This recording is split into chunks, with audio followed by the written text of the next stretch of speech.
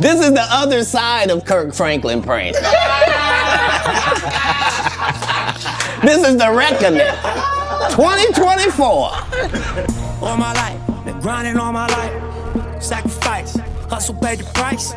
Want a slice, got to roll the dice. That's why all my life, I've been grinding all my life. Look, all my life, been grinding all my life. Sacrifice, hustle paid the price. Want a slice, got to roll the dice. That's why all my life, I've been grinding all my life. Hello, welcome to another episode of Club Shay Shay. I am your host, Shannon Sharp. I'm also the proprietor of Club Shay Shay, the guy that's stopping by for conversation and a drink today. Ladies and gentlemen, you're gonna love him. Some call him the greatest, one of the greatest comedians, dead or alive. One of America's greatest entertainers, one of the funniest men on the planet, world-renowned, multi-talented, a comedy legend. He's the top touring comedian selling out arenas. He's a hilarious storyteller, Emmy award-winning actor, voice actor, rapper, writer, producer, director, icon, genius, a national treasure, philanthropist, humanitarian, social activist, a father, one of the great funny men of our generation and any generation, Mr. Katt Williams. Thank you, sir. How was that magnificent. You are magnificent at intros, and you did not skimp on mine. I appreciate it. Appreciate that. You know, anytime you come to Club Shay Shay, we have to toast. Yes. Bro, you've been doing it. I mean, you're one of the top one of the top touring comedians of all time. You already got started before we started taping.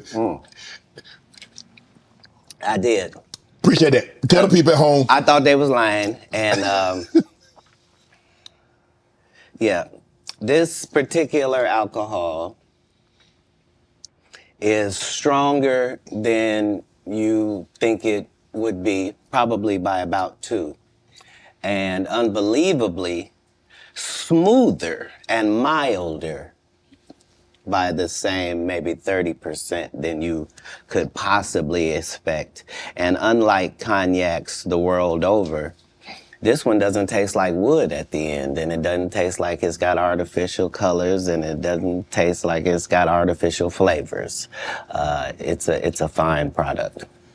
He's a connoisseur. You can tell he's a connoisseur. He's a cognac connoisseur. He understands the method that goes into making cognac. Right. Well, as a comedian, you get free drinks at the club. So all comedians either turn out to be connoisseurs like myself, right, or straight up and down alcoholics like 60% of Hollywood. Well, thanks for stopping by the club. I understand that you're very, very busy, and for you to take time out of your busy schedule and stop in today, we really, really appreciate it here at Club Shay Shay. So thanks for stopping by, Katt. And I needed you to know why I came by. Yeah, I need you to tell us why. People know I don't go everywhere. I'm not interested in talking to people unless it's like a Larry King or somebody of an amazing ilk that I would actually want to go talk to in real life. Okay. I don't do it so I can sell product, and I got things to sell, so let me come talk. You have a great product here, and as a fan base, we love the attention that you spend on the guest. We love how much work you've done, how well you know them, how prepared you are. The same things that we liked about you in football. You brought that on over to here, and that's why it resonates. And the reason I had to come is because you've made a safe place for the truth to be told. You know what I mean? Thank you. I appreciate that. And I have watched all of these lowbrow comedians come here and disrespect you in your face and tell you straight up lies. I'm talking about things that have never been heard in all of Black Hollywood. They feel comfortable sitting here and lying to you about it. You gonna set the record straight? Are you kidding me? You let Ricky Smiley sit here and you said out that mouth, you stole Friday After Next, the one I was in. I wish all of America fumbled a bit when that happened. And then he said some stuff that we haven't heard in 100 years in Hollywood. You ain't say nothing. This man told you he had Katt Williams' role. He was gonna be Money Mike. Wait. And Katt Williams was gonna be the Santa Claus. Now let's 3 quick points. 3 quick. You mean in Hollywood they cast a 5'5" black Santa Claus that weigh 145 pounds? That's your story. Your story is the Ricky Smiley that couldn't even do curse words because he had a Christian fan base. He was gonna play the pimp. Why you didn't ask him why has he played a woman in more movies than he's played a man? Well, I didn't know he shouldn't be able. You wouldn't let a athlete that been on steroids talk about one of the greats. Ricky Smiley can't act because Ricky Smiley can't act. He told you the story about when the movie came out. Where did he say he watched it? At home. He wasn't even at the premiere. You telling this man, you stole that. Oh, so he could get his name in the same sentence with a great one. It is sad. He was just that bitter when we were shooting it. He told everybody, it should have been my role. Everybody on the scene. Why do you think no cast member has ever said anything? He couldn't have played that role like you. I thought he was... Sir, no one... Why no... He was with KD? He beat up Terry Crews? Why nobody know this story? You talking about in Hollywood, they switched off roles. You take this and he... What?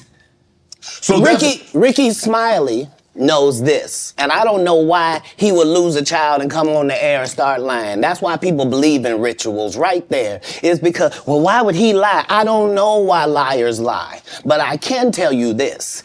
We auditioned in Los Angeles. Yes. I was audition number 201.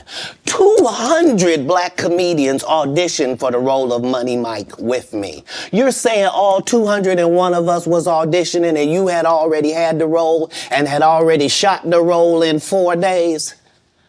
The truth of the matter is, the Money Mike in the original script got raped in the bathroom, and that's what Ricky Smiley was okay with.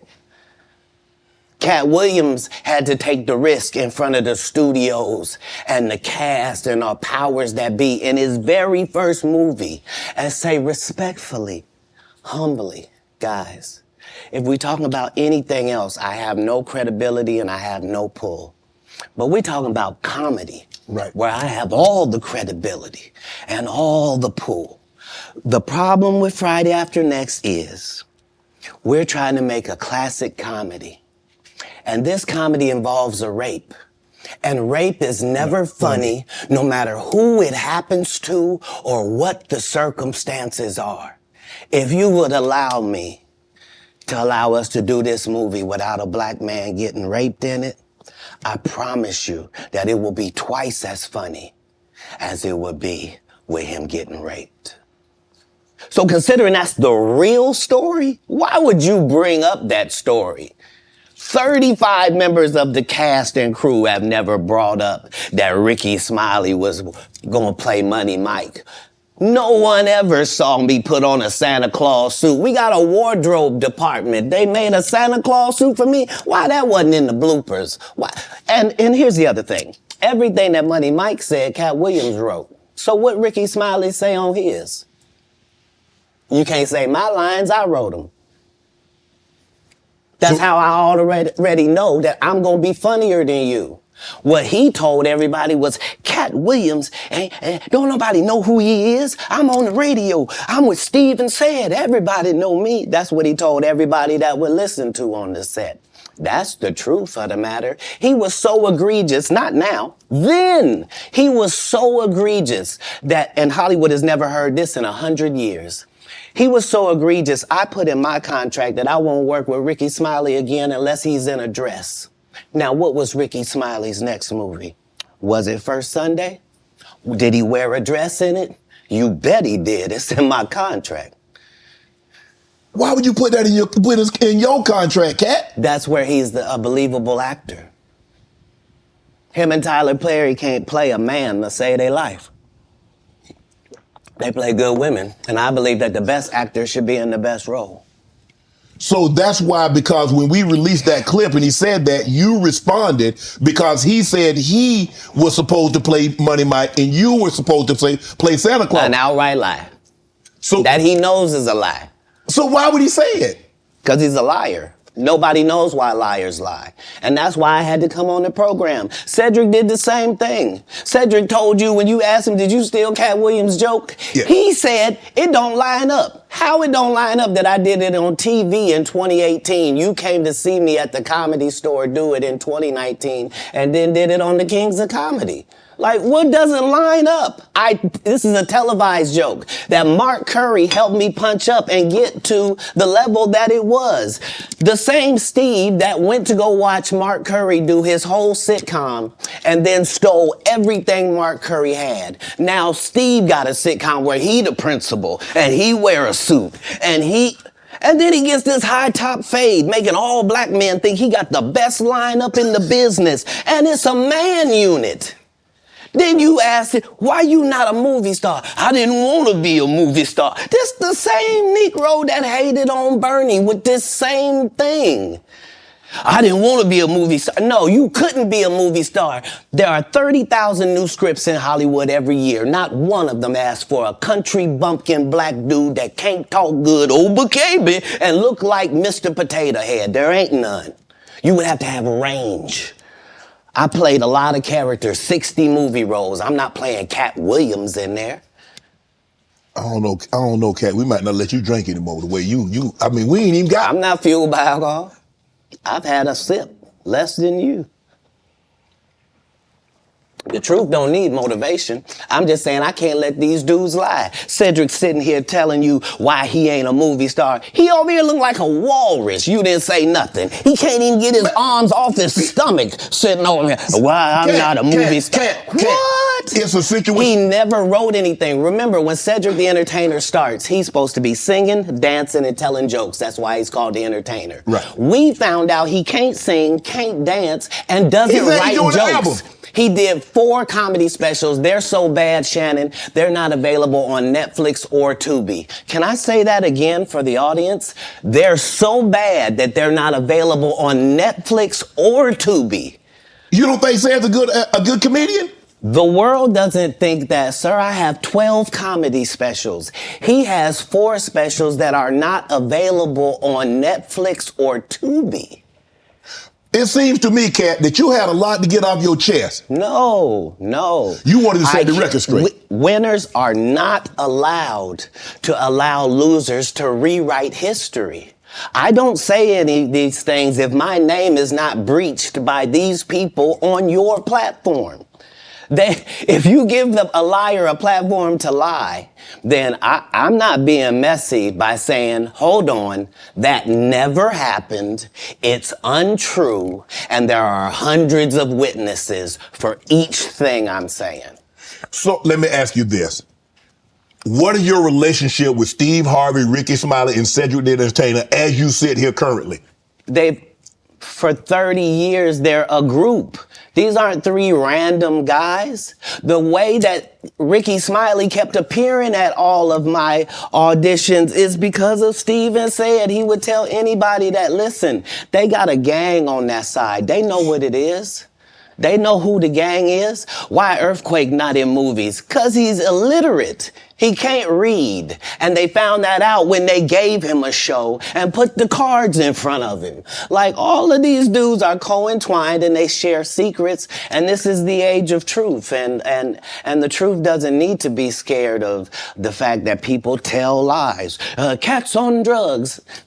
Where are the stories? Why is there no story of anybody who ever sold a drug to me, did a drug with me, was around me when I was inebriated? I got 5 daughters. I got 5 sons. Why would we tell these ridiculous stories? Because it's competition. You feel like, well, why comedy guys can't just get along? Yes. Why didn't you get along with the other teams you were competing against? If you're a Denver Bronco, why you don't get along with the Cowboys? Something wrong with you? But I don't disagree. I don't dislike all the Cowboys. Katt, damn, you like this? No, that's not. Okay, what comedians do you like? Did you play against the team? Yes.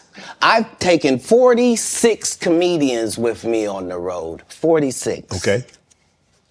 I'm not the comedian you can give that to. I only put on comedians that are funnier than me. Anybody that ever told you differently was a fat Faison liar. There's nobody like me in the business. Faison just caught a stray.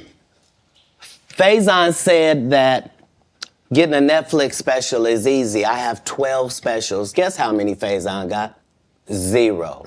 So it Why can't be that is he easy. allowed to have conversations about real stand-up people? We do not let people who are on the juice discuss real athletes. That's all.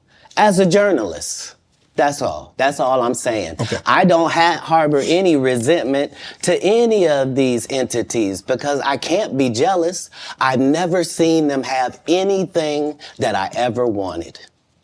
If you sign up for their program, you get a light-skinned, weird-faced wife that never do an interview. Oh, man, come on. Listen, in 20 years, won't do an interview. Nobody's ever talked to her, and she's never been interviewed anywhere. And now, understand, I'm not talking about one person. What I just told you applies to 7 people. How they all end up with that. That's part of what you get. I came in this business saying I was going to expose. When I talked about Michael Jackson, when I talked about R. Kelly, they canceled me for these things because why would you talk about another black dude? Race is not where the line is drawn. It's God's side and the other side. And we don't care nothing about the other side. Period. Period. All of these big dick deviants is all catching hell in 2024. It's up for all of them. It don't matter if you Diddy or whoever you is. TG Jakes, any of them. All lies will be exposed. That's all. And anyone who takes that the wrong way, know why they take it the wrong way. The truth is the light. I need to have another one of these. Amen. Amen. Shit. I kind of get this one there. Right. After that, I don't really kind of know where to go. Let me one more time. Right. We good now? Because the people want to know, well, why would he get blackballed? Yeah, Oh, because, I was gonna ask you that. because in 30 years, I've done nothing but collect information, knowledge, and your secrets. So if you and a man was in a corner doing something you wasn't supposed to be doing. You will tell it. No, somebody come to tell me. Okay. I gather that. I value that. I'll pay for that. Come, tell me. I know so many things I shouldn't know, and they all know it. They all know it. Why? Because you don't make me the villain. Not the guy that raises black children and ain't never done a hard drug in his life and don't have no stories of doing nobody dirty. And they'll just go out and they'll lie. The industry doesn't mess with Katt because he didn't show up for the studio. No studios have ever said that. Look at my IMDb. It will show you that no studio has ever lost money with me on the script. How? That's why I'm saying, that's why I can't let Ricky Smiley say he was supposed to play Money Mike. Because I wrote the words for Money Mike. I designed the hair for Money Mike. I collaborated with the wardrobe department and made outfits to make sure that no one in America would be wearing what Money Mike was wearing. I told them to go get the Prowler. I then told them to paint it purple. I told them don't have an actor playing a pimp. We could get an actual pimp, Archbishop Magic Don Juan, to play.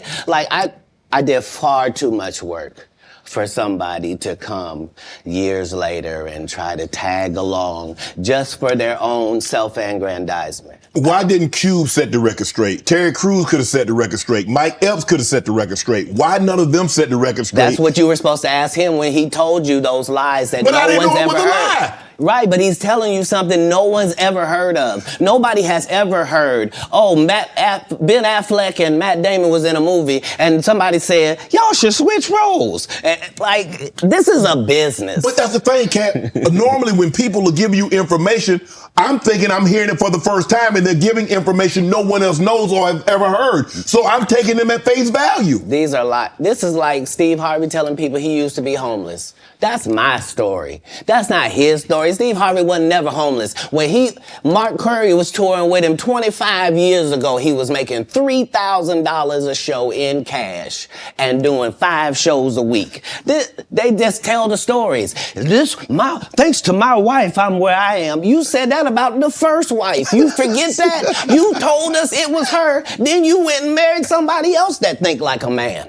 Like, what are you talking about? They think they can rewrite history. Guy Torrey did a beautiful special about the Comedy Store and Fat Tuesday, where he said that Steve and Cedric and Kevin Hart and Tiffany Haddish came through there and made... All lies. Steve and Cedric never performed at the Comedy Store at all. Tiffany was only seen at the Laugh Factory. In 15 years in Hollywood, no one in Hollywood has a memory of going to a sold-out Kevin Hart show, there being a line for him ever getting a standing ovation at any comedy club. He already had his deals when he got here. Have we heard of a comedian that came to L.A. and in his first year in L.A. he had his own sitcom on network television and had his own movie called Soul Plane that he was leading? No, we've never heard of that before that person or since that person. What do you think a plant is? Maybe people don't understand the definitions of these words. He just did his documentary with Chris Rock where he shows you that his whole upbringing in comedy was on the East Coast. Yeah, it was. So how simultaneously was he here in Los Angeles doing the same thing? It didn't happen. It didn't happen. And I hate to seem like a petty individual for picking apart lies, but Jussie Smollett gonna keep lying until you say we don't believe you. Like, it's important in the checks and balances of the universe that liars not get to make complete narratives for themselves. Are you not afraid about being blackballed again? These are some power people. What do you mean again? These people are not powerful. Satan can't create anything. That includes blessings for his people.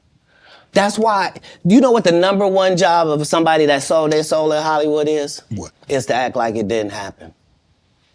They all do the same job. Why do you think Gary Owen can't cross over and he already white and been in comedy for 25 years? If what I say ain't the case. It's a cabal. It's a consortium. They rock with who they rock with and they don't with who they don't. But I'm not scared of being the competition any more than you were when you lined up across from a superior team. Yeah, on paper, they're a better team. Right. They have all the assets and resources and we don't. But let us get on the line, boy, and see if that factors in. I guarantee you it won't. Wow. Because Shannon Sharp got to be a different person than that other person. Absolutely. And he always was. That doesn't change when I change teams. That remains the same. That's how a legacy is built. So all of these shortcut takers, they canceled me for talking about Harvey Weinstein before the thing came out, but he offered to suck my penis in front of all my people at my agency. What am I supposed to do? He did all of that. I'm thinking I'm the only black person on the script. I get there, there's 3 other black guys on there. Woo. Huh. So you wonder what they did to get that? I told him no. What y'all do? And this is why when I walk in a room, heads go down. Behind my back, I'm nothing. I'm just a regular old comedian that's bitter and jealous. But in my face, no. The king has walked in and they have to respect it only because I've not taken the shortcuts. I've not been funded. They pay you to not talk about things they don't want you to talk about. They tell you that themselves. I can't do that because Steve told you that he stopped doing stand-up because he had 7 TV shows. The only problem is when he stopped stand-up, he didn't have those 7 TV shows. He stopped stand-up because he got in a comedy battle called the Championship of Stand-Up Comedy with one Katt Williams in Detroit in front of 10,000 people and lost because Katt Williams said he was actually bald and that was a wig. And I went in and that's why he couldn't do stand-up anymore.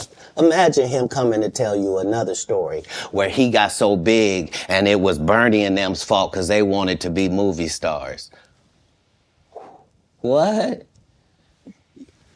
You called Ocean 11 to get that nigga's part. What do you mean you didn't want to be a movie star? So on the behalf of Bernie, I would have to say what I have to say. Have you ever been on tour with any of these guys? Every guy I mentioned to you is not funny out there in real life. So no. Faison's never done his own tour in 30 years. Steve Harvey don't do stand-up no more. Cedric doesn't write. I'm sorry, he doesn't write. Ricky Smiley has been playing the same old black woman forever. Like, you can't get a young fan base with that. Like, you gotta be doing karaoke around the country to make that work. Right. And he is. But I'm a stand-up comedian. This is my 19th 100-city tour. I'm not gonna have a conversation with these lazy bums that'll take a shortcut at any point. Yes, it's easier for you to juice than to get in the gym, but you don't get to bring that body in here talking crazy. Talk about how good you look. What? No, there's too many comics out there that are putting their life on the line to tell these jokes, man. Okay. Let's get to your upbringing. We're going to circle back and we'll get some... I want to protect him real quick, because you had said for the Kings of Comedy, it was in 2018, 2019, but did you mean 1999? Because it came out in 2000, so I just want to make sure. No, I didn't. No. So what I meant to say was, remember, he said I couldn't do stand-up anymore. I had 7 TV shows. I said he didn't have any of those TV shows at the time. I know you talking about Cedric. Joke stealing from Cedric. Cedric. Okay, So you had said that 2018, 2019, but it came out in 2000, so I just want to make sure. Okay, no. What comes out in 2000? The original Kings of Comedy. Right. I'm on BET's Comic View, and they're using this as the commercial in 1998. Okay. That's why I'm saying, yeah. So if I said the dates wrong, Let's go back and clear that up. Okay. You said, I had Cedric on here, and I asked him about the joke stealing, and he said the timeline doesn't add up. Correct. To that point, you say. Right. So he thought that I was just a no-name comedian and that he could take this joke and nobody would know. Right. The issue was that I had already done this particular joke on BET's Comic View twice. Right. It had done so well on BET's Comic View that they had made it part of the commercial. So part of the commercial of make sure you tune in to BET was you seeing me doing this joke. Right. And this joke is one of those jokes in comedy where you set it up and it takes a little longer to set it up, takes about 3 minutes, but then you're just hitting them with jokes after that because you don't have to set it up. Right. Mark Curry had already helped me work on this joke because I thought it was good because I was getting a standing ovation on it. He had me go back in the lab and help me craft it to be an even more powerful joke. So this is not just a random joke. This is my very best joke, and it's my last joke, and it's my closing joke. Okay. 1998, I'm doing this joke. It's on Comic View. Cedric comes to the Comedy Store. He watches me in the audience. He comes backstage. He tells me what a great job I did and how much he loves the joke. 2 years later, he's doing that as his last joke on the Kings of Comedy. And he's doing it verbatim. He's just changed my car into a spaceship. Him and Steve had already apologized for me, so I gave him a pass for a decade. Why would you sit here and be like, I saw Katt 30 times, and Katt didn't do, as I stand before you, Shannon, I would have bust Cedric's stomach. There was nothing that would have kept me from one of these in that patch right there. Like, are you kidding me? Why would you downplay me like that? Why did I give you a pass if you were just gonna lie? And so that's what I'm saying. Like, they're all a group. Cedric, Steve, Ricky, they've been a group. Everybody knows that. They've been aligned. And there are these alliances in comedy. And if you stand against them, then they sometimes have a problem. But we don't let that change the content because that's all you know me for, is that I'm quite likely to tell the whole truth and nothing but the truth, so help me God. Can you believe we're this deep into the NFL season? We got to make every second count. With DraftKings Sportsbook, you can make the most out of every game day. Bet on your favorite teams for a shot at winning big bucks. New customers can score $150 instantly in bonus bets for betting $5 on any matchup. Get in on the action with DraftKings Sportsbook, an official sports betting partner of the NFL. Download the app now Use code Shannon. New customers can score $150 instantly in bonus bets for betting just $5 on the NFL. Only on DraftKings Sportsbook with code Shannon. The crown is yours. Let's get to your upbringing. Born in Cincinnati, Ohio, raised in Dayton, Ohio. What was Katt Williams' upbringing like? Your parents were Jehovah's Witness. You were a prodigy. You were brilliant. You talked to me that you got accepted to college at 7 years of age. You could read fluently at 3 years of age. So having that kind of knowledge, having that kind of prodigy, what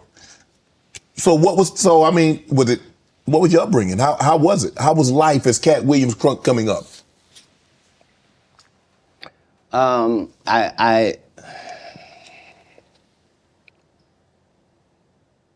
I was often confused because I knew things and I wasn't sure how I knew them.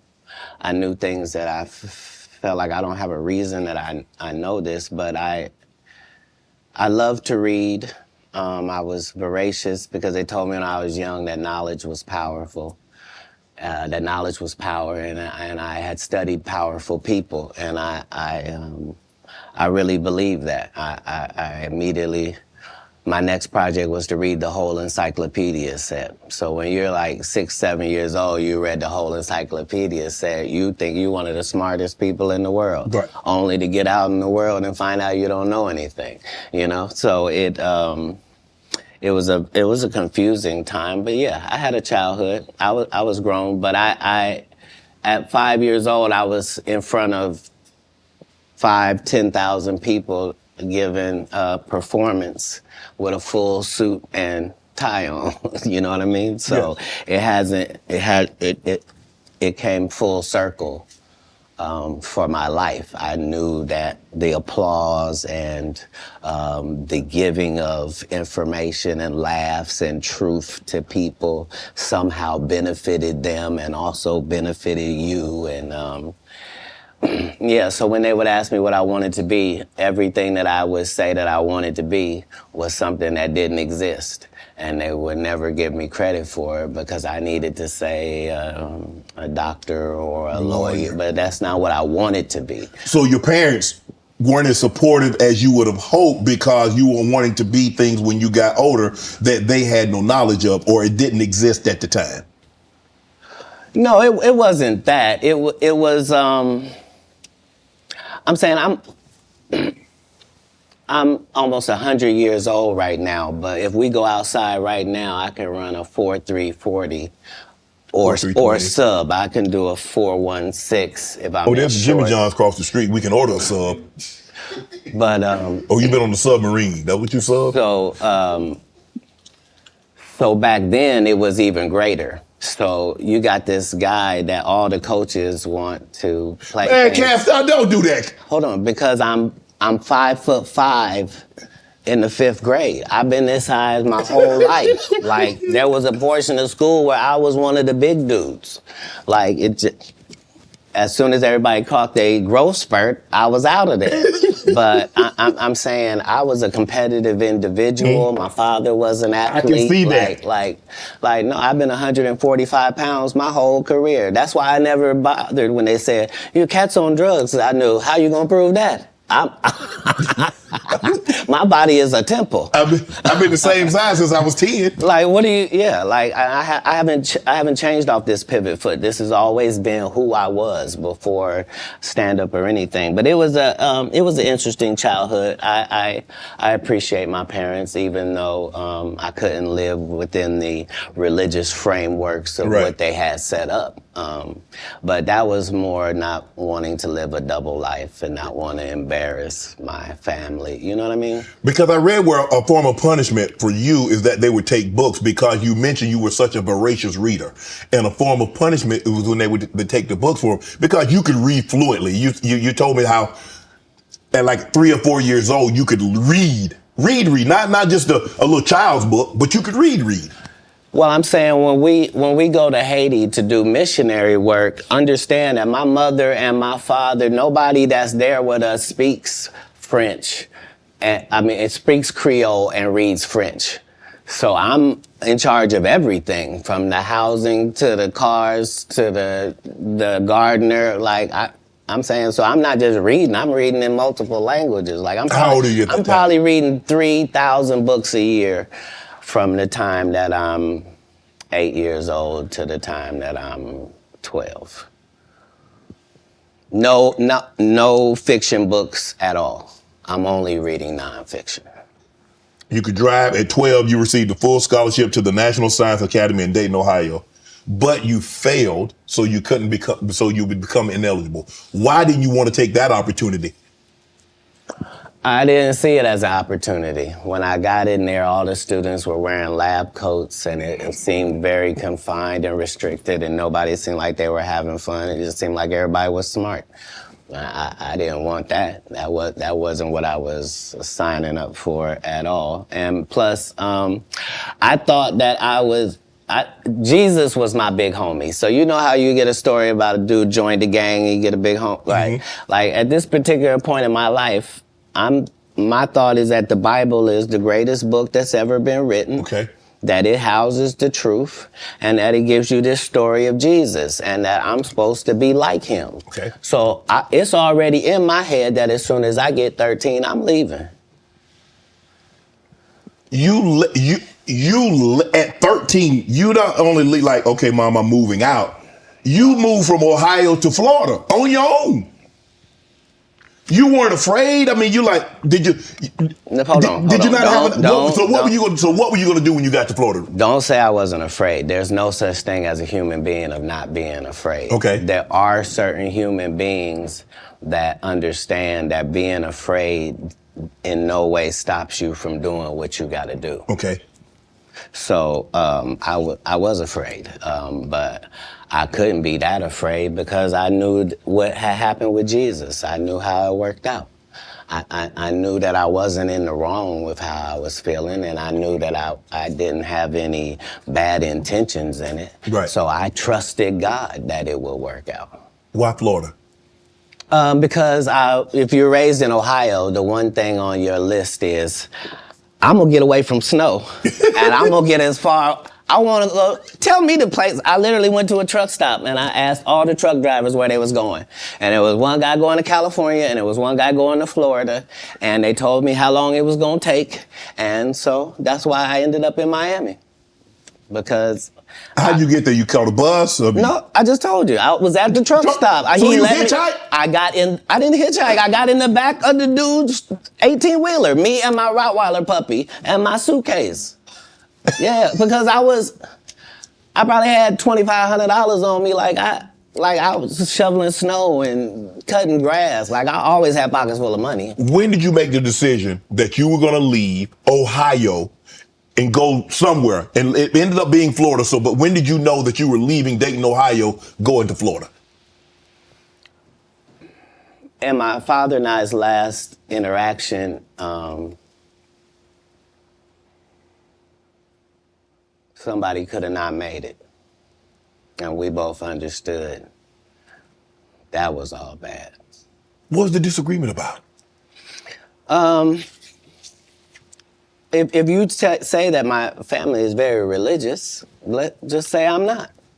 So anything that I'm going to do is going to fall out of the guidelines. Right. But I'm not going to let you tell me what I'm going to be, especially if what you're saying is wrong. I can't condone wrong. And if I find out that something is wrong and I tell you it's wrong and you don't back me,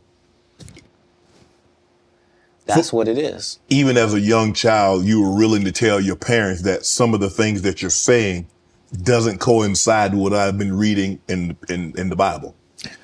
No, very simply. Don't try to disfellowship me for sexual acts and I'm a virgin. Sorry, God don't make mistakes. You don't get 2 times to fuck me over. What do you mean you went to God and he told you I was guilty? You just lied on God. So long. That's it. There's no conversation. Deuces.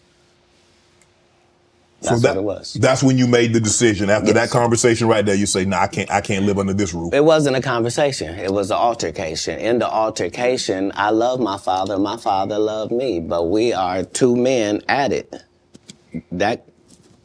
It'll never be the same again. You can't sleep comfortably around me. And I can't sleep comfortably around you. How similar are you to your father? I don't know. He's a great man. I'm saying, because it seems like y'all butted heads. Right, but I'm saying that generally happens with a father-son dynamic. It was just that religious relationships are always difficult in families. They always are. Before it got to the point, because the dynamic, he's father, you're son. Before that dynamic and you step up on his level and you challenge him, you felt it was best for you to leave. No. I'm not being challenged. I'm being beat to death. Oh, he was abusive. I didn't say that. I said we were in an altercation. I see what you did there. I saw what you did there, Katt. Yeah. I saw what you did. You was in an altercation. You didn't say you lost. You said you was in an altercation. I in no way gave you the impression that I won anything. I'm the one leaving. I'm out of bounds. This is his house. Right. Yeah. So as long as I'm going to be under his roof, there are certain things that I'm going to have to do. Right. And the only way that's going to change is either this or that. And I'm saying I had two younger brothers. Like, I'm not an unreasonable person. Like, I don't have any mental issues whatsoever, despite what they lead people to believe. You know, I make pretty good decisions. Were you not... So how was their relationship with your father? Were you not afraid to leave them? Well, I asked because it went all the way to the actual department, so it was actually going to be something. And when I asked them if they could just make sure that my brothers didn't get separated and what have you, they said they couldn't make those type of guarantees, that they weren't really sure what would happen if this went down. And so part of leaving was the hope that it would be okay for them, because none of them experienced what I experienced. I'm saying I'm the oldest. It's a lot riding on me. I'm supposed to at least religiously hold down the family's name at this household. Right. You know what I mean? How much older are you than the baby and the knee baby? Like a lot older. Like if I'm... 13. Yeah, they're 5. And... in Pampers. Wow. You go to Florida. You tell the story. I've heard you were homeless. And somebody else told the story, said they were homeless, and you said they hijacked your story. Now, I don't. At 13, I shouldn't have to tell you I'm homeless. I'm in Miami, Florida. I have no family members in Florida. I couldn't buy a house if I wanted to. I couldn't get an apartment if I wanted to. I don't have a credit history. Like, this is not a stretch for me to say that I'm homeless. I'm living in a park in Coconut Grove. The park still exists to this day. For 8 hours a day, I would get up and go to the library and study for 8 hours a day to increase my education. And then I would leave out of there and go to the marina and steal car radios and make $2,000 almost daily. Like, I had a routine. So you really could have played that old thieving Santa Claus. You could have played it. No, the Santa Claus wasn't a thief. The Santa Claus, you can't tell me. I read the script. Ricky Smiley told you he didn't read the script. The Santa Claus was a crackhead. He just had that outfit on. That's what I couldn't have played. Okay. Like, I couldn't have played a black guy that got raped in the bathroom. Right. So at any point in time, you're like, man, I made a mistake, man. I should have stayed my butt in Ohio, man, because this ain't what I signed up for. I didn't experience anything once I left home that I hadn't signed up for. If anything, it saved my life. Me being homeless for that small period of time allowed me to see all of the people that were in that situation, and to see that these were lawyers and doctors and teachers, and that these people were white and black and Asian and Indian. And the only thing that all of these homeless people had in common was they made a bad decision and aligned themselves with drugs. And I interviewed them all. What drug? And guess what, Shannon? What? Nobody had a great story. Nobody had a great story of what meth had done for them, what crack had done for them, what cocaine had done for them, what heroin had done for them, what speed had done for them. Nobody had them stories. Everybody's story was, I had my life together. And then I decided to do this dumb thing. And I lost my wife, I lost my house, I lost my cars, I lost my reputation, and I'm now out here sucking penis in the woods. What? Talk about scared straight. You ain't got to worry about me. If it ain't weed or nicotine, you won't see me touching it. I don't want no parts. I done seen what these things can do to people.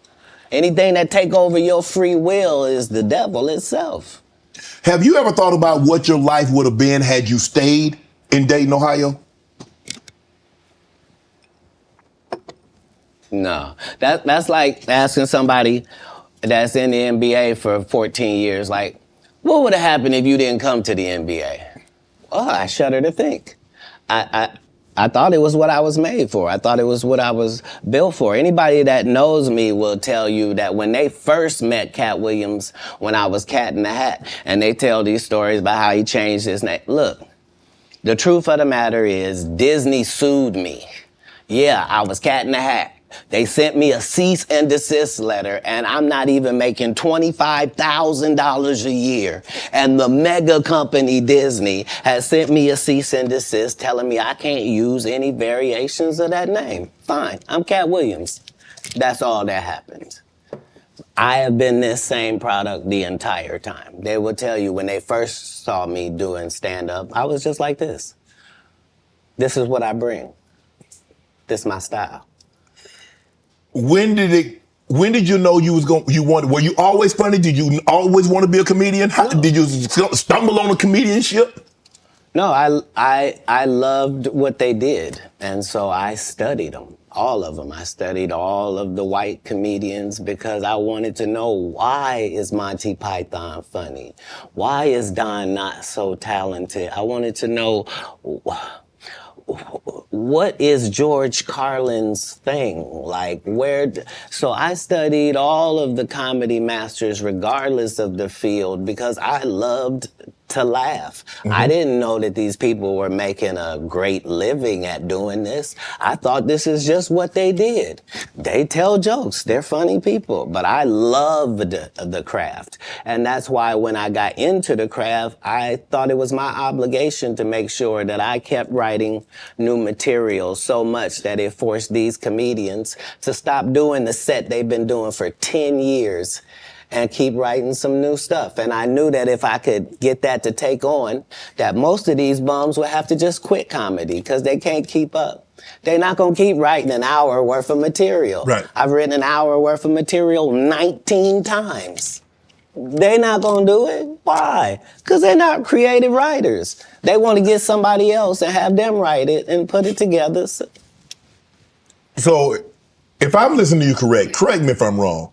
I think the best thing that ever happened was the internet, because now they have to. Because normally, like you said, you could do a set and you do that set in Kansas City. People ain't heard it in San Francisco. People ain't heard it in Miami. They ain't heard it in Detroit, Chicago, Atlanta, so forth and so on. Now you do a set, it's on the internet. Somebody heard it. So you can't do a set and make it last 3 months, 4 months. Well, it doesn't allow the regular comic the ability to grow is the real problem. Like, the part of comedy is me taking these jokes in January, and by March, I've begun to craft this joke. Okay. It's not as simple as it was. When I wrote it, it was just da-da-da-da-da. But now it has the complexities of the fact that I'm having to deliver this to an East Coast audience, a down South audience, a Midwest audience, a Utah audience, a Colorado audience. And so it begins to take on a different complexion because you're having to deliver it to different people. Okay. And so so this is what sharpens your joke. You then take those sharpened jokes and make a special. Not you just randomly take some. So it's a process. You don't allow them to process if the first time the guy did the joke, now that's his joke and the joke is everywhere. That just sets it up for people to steal. So how many times must you tell a joke before you master it? How many times have you had to sleep with a woman before you're done with her? That's not fair. If it's great, never. if it ceases to have usefulness, so it has been spoken. Right. I read that you was raised in Florida. You had some help, some ladies of the night. No. That's not true. No, that whole story doesn't take place in Florida. That story takes place in Oklahoma City. Okay. So after I'm in Florida, I then join, I try to join the Marine Corps and they won't accept me because I'm too young and I've lied and told them I'm 16 and my family's moving down and I don't have my ID, but it's coming. And so they let me go to the boot camp, That's not gonna work now. Okay, so I've learned that lesson. Right. So then I get this job selling stuff door to door. Across the country. And so I've been to all 50 states. Again, I'm 14 years old. So I did that. While I'm doing that, one of the places I'm in Oklahoma. And I've decided I'm going to stay here because of meeting these ladies that you're talking about and that situation. I don't know at the time why that's important in my life or why it's something I should be doing or any of that. But now later on, it certainly helps me in formulating Money Mike for Friday After Next. Right. And a pimp named Slickback for the Boondocks. Oklahoma, so San Francisco, Oklahoma, Sacramento. From Florida, you moved to the West Coast. So you traveling. When did you set up shop on the West Coast? How old were you then? So I guess I'm 18 or younger, and once I have a child, I realize that I can't. It's a lot of things that I could use to make money that now is a no-go. So anything with street aspirations that I might have thought about pursuing or been good at, I now am a single parent and I gotta redo this thing. So I need comedy to really work out for me. Right. And me and God go into extreme conversation where I'm explaining to him that I'm a crash out dummy if he don't send me a lifeline. Like I need something I can hold on to. Before I had left Florida, I did stand up one time because we was trying to get in the club. I didn't have ID.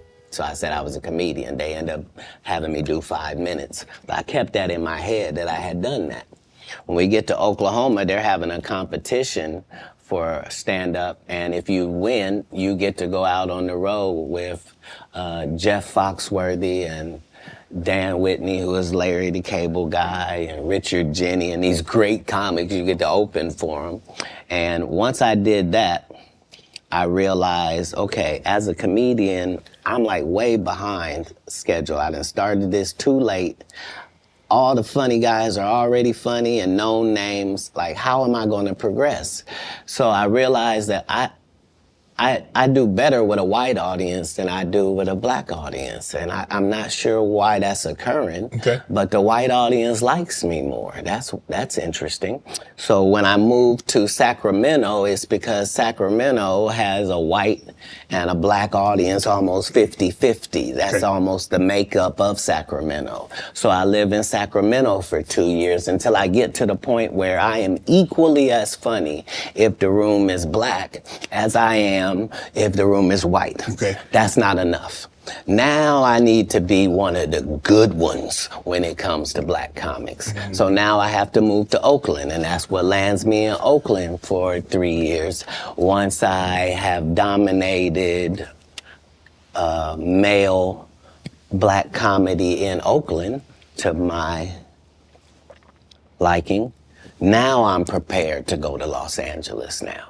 Now I know you can't throw me any curveballs. If it's a white audience, if it's a black audience, no matter what they are, I'm prepared to deal with all of the audiences.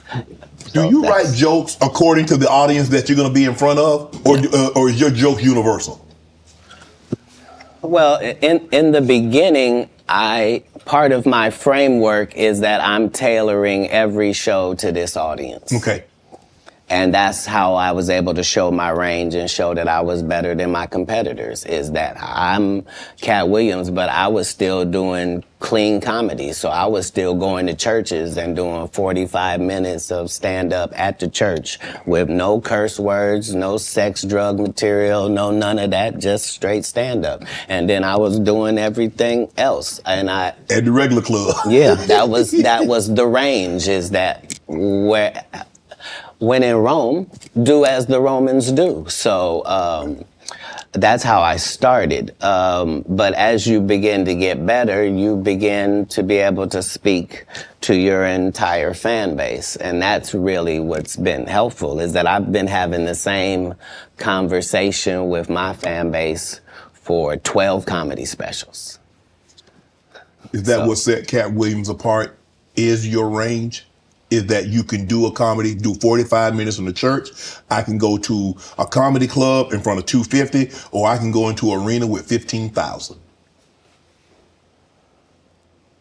That's range, because everybody can't do that, Katt. Well, if that's what range is called, then yeah, it's range. But I like the people I'm talking to. You see what I'm saying? So it's not like it can't be condescending, because I'm talking to my white male friend when I'm telling that white joke. Right. When I'm talking about this joke about this black lady, I know that black lady. That's who I'm talking to. I'm speaking to this fan base that I've been speaking to from the beginning. I already told them what I was on when I first came in. I told them they was gonna come after me. They was gonna cancel me. They was gonna say terrible things about me and try to mess my life up. I said that coming into stand-up. I'm saying it in my So you knew it was going to be?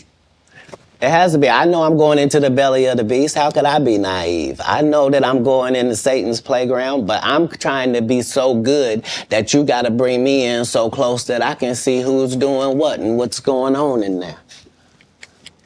In San Francisco, you joined the Nation. I was never in San Francisco. I was in Oakland. You was in Oakland. Did you join the Nation? Is that?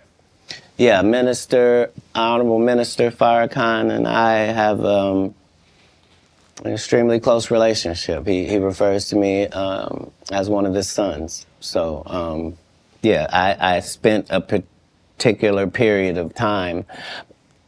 Let me explain.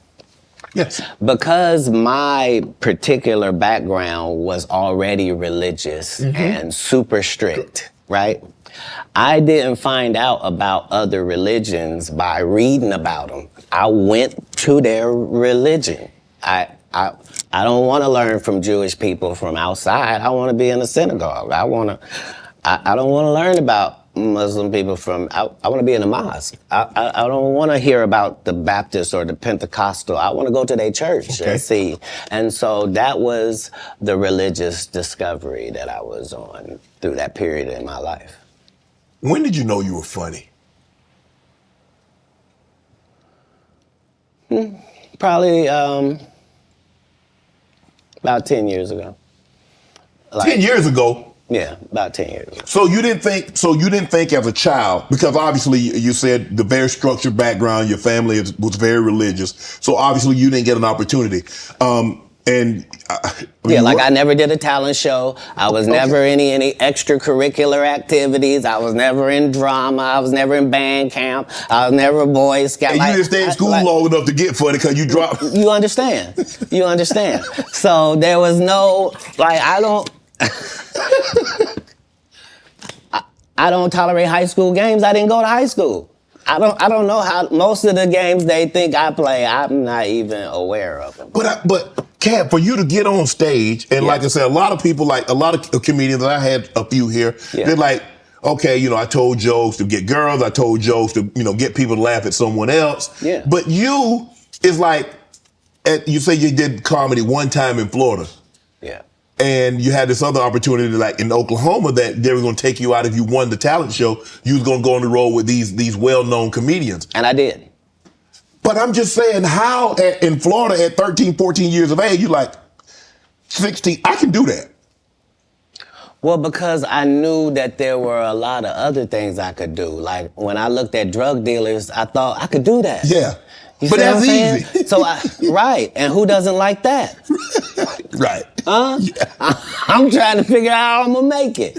But now that I gotta do it on this side, but no, your question was, when did I think I was funny? I never was my biggest fan. To this day, I'm not the biggest fan. I'm a fan of comedy. I like great comedians. Like, I like Chappelle. I like Patrice O'Neal. Like, I like the greats of comedy because I do. Like, I like Ron White. I like Bill Engvall. Like, I know comics. Like, people that did the craft, they raised me. I was touring with Steve Marmel and Richard Jenny and real journeymen. Mm-hmm. So my comedy upbringing was standard. I thought you had to work all night, every night, all around the country, and you had to write jokes, and that you were trying to write jokes that other people weren't writing, and that your job was to be funnier. Like, people that know me will tell you, I've been on this. Like, I had a list of all the black comedians that were more famous than me. There was 300 of them on the list, and I had to be able to cross them all out before I could make it to the next level, before I felt like I was funny enough to do that. And so I appreciate what competition does for sports and for my particular sport. And comedy is a sport. What gave you the confidence that you could get on stage? You remember I was 5 years old on stage. Okay. So performing in front of people was no problem. But I was reiterating God's word at that point. Oh. Now, I just have to make sure that the content is good. If the content is good, what part can I not do? I'm a vessel. He's given me these gifts to be able to do certain things, so I just want to utilize them in my craft. That's all. Do you remember your first set? Mm-hmm. How long? 5, 10 minutes? No. I think 3 minutes. 3 minutes? Yeah. Standing ovation, boos, some applause, some jeers? No, none of that. They applauded like I was a professional at it. But now looking back, I understand. Because you gotta understand, they were all thinking, he don't even look old enough to be in here. And we don't have any black guys that live in this town. Right. Where did he come from? And then he gets up there, and for 3 minutes, he's talking about the fact that he is the entire black community. Right. And he is as disappointed in them. It looked like they looking for where the rest of them is.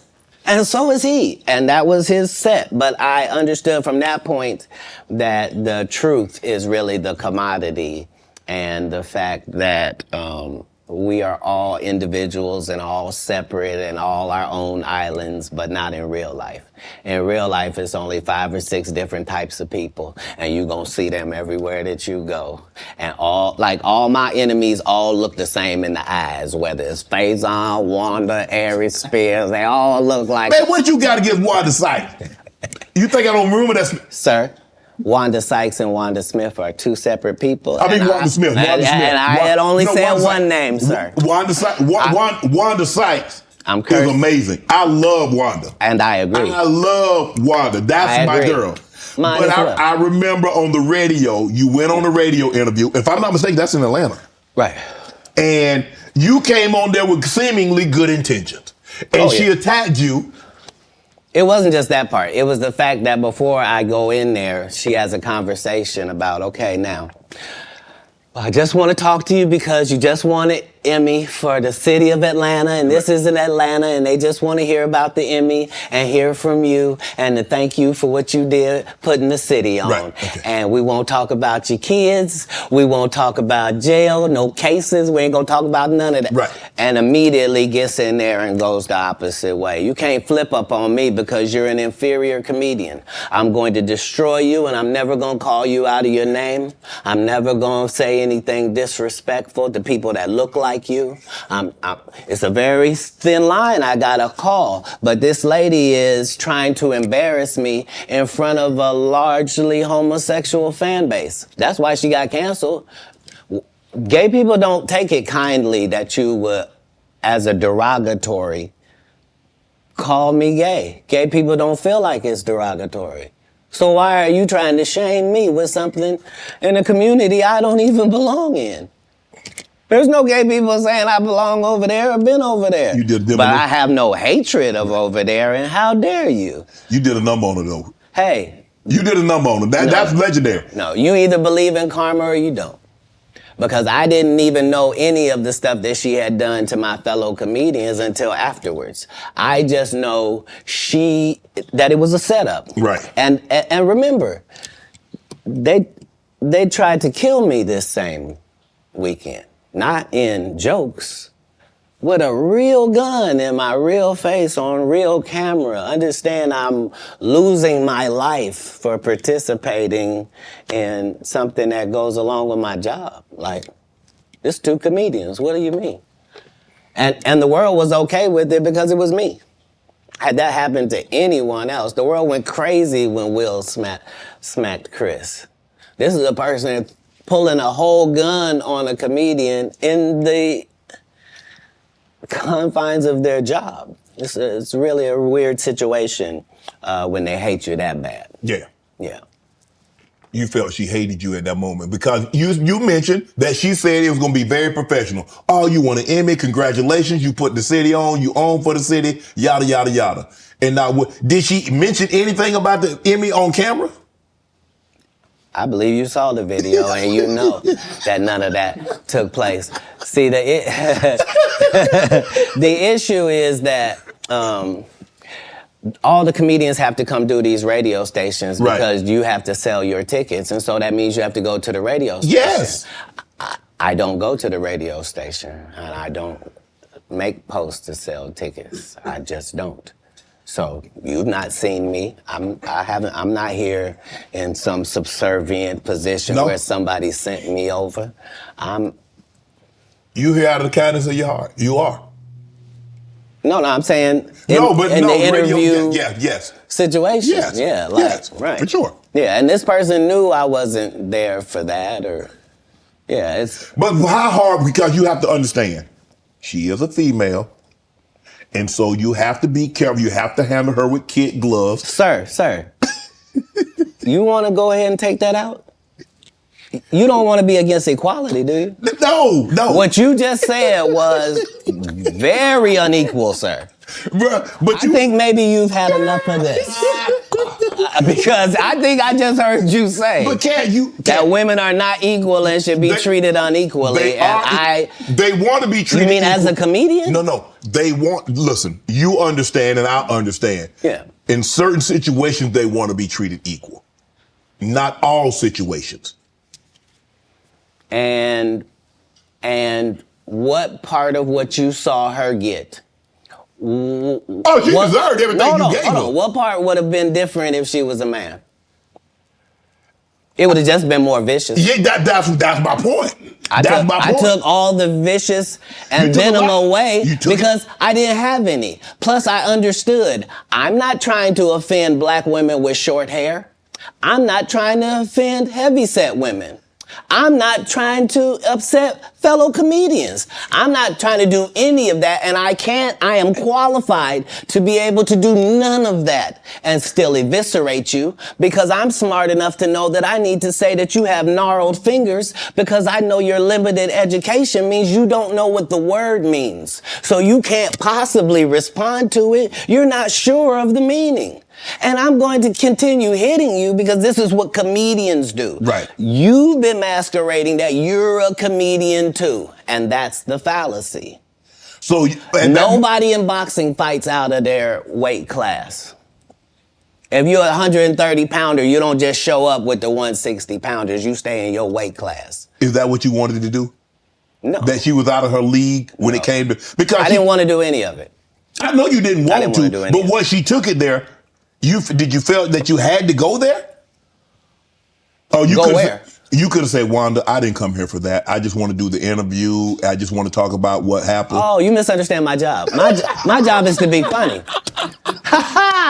My job is to be funny first. My first job is to be funny. My second job is to be respectful.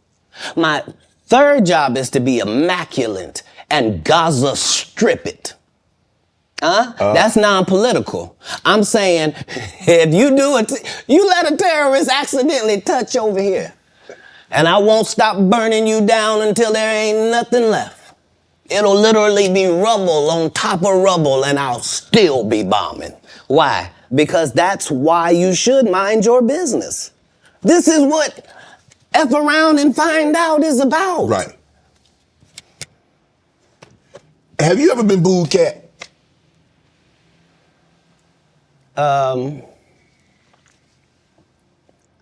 Yes. Yeah. I have. What was that feeling like? Did it like want to give up? Because because when you have, I don't know how early it was in your career. Obviously, it hadn't been I don't think it's in the last decade because you've been immaculate. Have you ever dropped a pass? I have. I've been booed too. You know the little segment between everything is fine and I got it, and then you noticing where it is now? Mm-hmm. Yeah, it's that. The thing about as a comedian, the audience's opinion is the only opinion that matters, not you, the writer, not none of that. And so I don't think any comedian has ever been booed unnecessarily either. They deserve it. Oh yeah. I'm saying, what do they say when a guy shoots the air ball in the NBA? They say air ball to make sure everybody knows. But again, he still got to get back on D. Right. Like the game didn't end. He don't get to throw his hands up and sulk. Right. That's supposed to be used as a learning experience. Most comedians don't get booed enough. I mean, this is how you end up with a Michael Blackson who's a real African doing a fake African accent. Okay, this guy is mad at me. All I did was give him the best advice of his life. Remember, he was wearing dirty dashikis. And I told him he needed to dress to be in the position that he's trying to say that he's in. And if you're the African king of comedy, sir, there's actually comedians in Africa doing comedy. If you're going to say that, you got to go to Africa and get a school, dude. Everybody you got to put in some work. And these guys, they take my advice. They change their whole persona. And then they hate me for it. And generally, I'm just too big to comment or make a statement about it or do a live or any of that. But when it gets to be a whole grouping of these guys, I gotta come and talk to Shannon. I gotta lay it down at the altar. You know every comedian. This is the other side of Kirk Franklin praying. This is the reckoning. 2024. The reckoning. You watch that. You know every comedian that's been on my show. You watched every episode. That's not what you said. You said I know every comedian. You know every comedian. You're limiting me. Oh, you watched every episode because you know things. You know things. That's always where I'm trying to come from, whether it's comedic or otherwise. That's why even if you see me get arrested 10 times in a row on TV, as a fan of mine, you can be like, he finna be right out. Yeah, but they just said he didn't do it. He couldn't have. It's stupid. Why would he do something stupid knowing he got to come back and talk to us? Nah, they respect that every time it happens, I'm going to be free as a bird sitting out here talking to you about it, that it really was what I said it was. That's all. You come down, you're in L.A. Yeah. Now, I'm reading Katt Williams won Cedric the Entertainer's and Anheuser-Busch Best Los Angeles Comic Award. Did you win that award, won Katt Williams? It's a simple yes or no. It's not a rhetorical question. It's a question that probably should have been asked to Cedric the Entertainer. I'm asking you. I got you here, though. I know. I couldn't believe Cedric didn't get asked that question. You still a dude's joking and giving an award, and then 10 years later, you don't know nothing about it.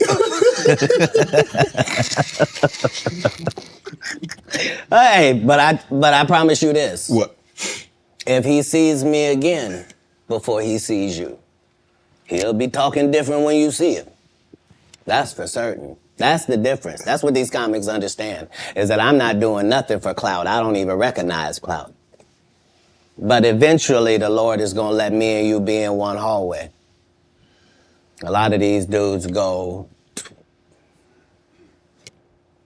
Kevin Hart done went 25 years without ever being in the same building with me at the same time. If I go in the building, he walk out. You've never seen us in the same building ever in 25 years.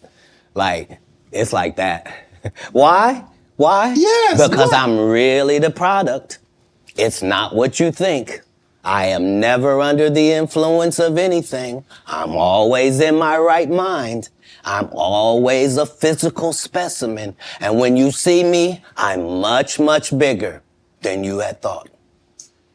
I have far less play in me than you would like. And I'm relentless. I'm out there. I'm still, to this day, I play 11 games of basketball with a 20-year-old. The record is 92-6. This is just in the yard, just to the rack, just cause. You work out, Cat? You work out, Cat? Not to the gym. You don't work out in the gym? You do push-ups, sit-ups? My whole life it was just push-ups and sit-ups only. I would do like 100 push-ups a day. Just. I thought you were gonna say 1,000. No. Because this is literally every day. Right. This is not for the gram. You know what I mean? Like literally 100 a day. And I would do push-ups, and then I tore both my rotator cuffs. And so it was only thanks to golf that I was even able to get my You a golfer now? back. I've been a golfer for quite some time. My short game is impeccable. I can't get you but 2 and some change off of the tee. Off the tee, but I'm still coming in for par guaranteed. Are you playing for the tips? No. I've found that you don't get anything for that. It seems very egomaniacal. They go, hey, Cat, for free, you can go further back. Hey, what? Wait a minute, does it still count the same? Hey, I'm up at the ladies' tee. Don't tell me my pronouns. On the golf course, I'm she, her, him, them, and they. Whoever at the front tee. I know we're joking, we're having a great conversation, but you did win the award. How did the award help your career? It had to help something, Cat. Nope. God, come on, Cat. I didn't remember it happened till you just said it. How can Cedric give you an award that was worth something? Everything Cedric and Ricky Smiley ever been in got canceled for not being funny. Ricky sat here and told you that they cut him out of every movie he did. They always had a reason. Like,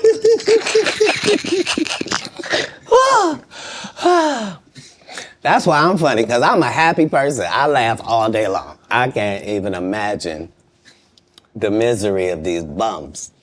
Just to not be good at what you do, not work hard at what you do, but have to act like you the best at what you do. It is crazy.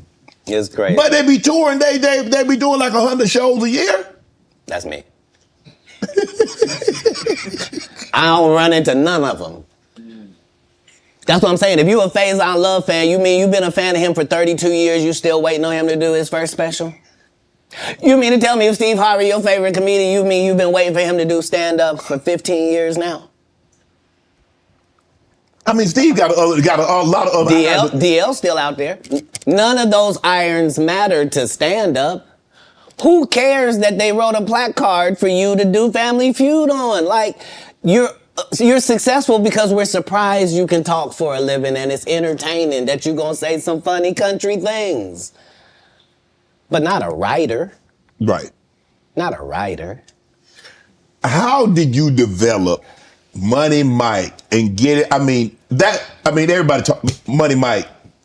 How did you come up with that and said, you know what, this is how he should dress, this is how he should talk, this is how he should look, this is the kind of whip he should ride, this is how he should talk? So if you'll remember that was my first movie, just understand that what I did then, I've done with every single role, whether it was an Emmy-winning role or whether it wasn't, whether I was playing somebody homeless, whether I was playing a dirty vagabond on Atlanta, whether it was an eccentric guy in First Sunday, regardless of what the role is, the first thing I do is erase me from it. Okay. So anything that I would naturally do, that's what I'm not going to do because I'm playing a different character. You're playing the character. Okay. Right. So I then create this person based upon real life circumstances. So I don't have to wonder what a pimp thinks because I've been in that position for a little while.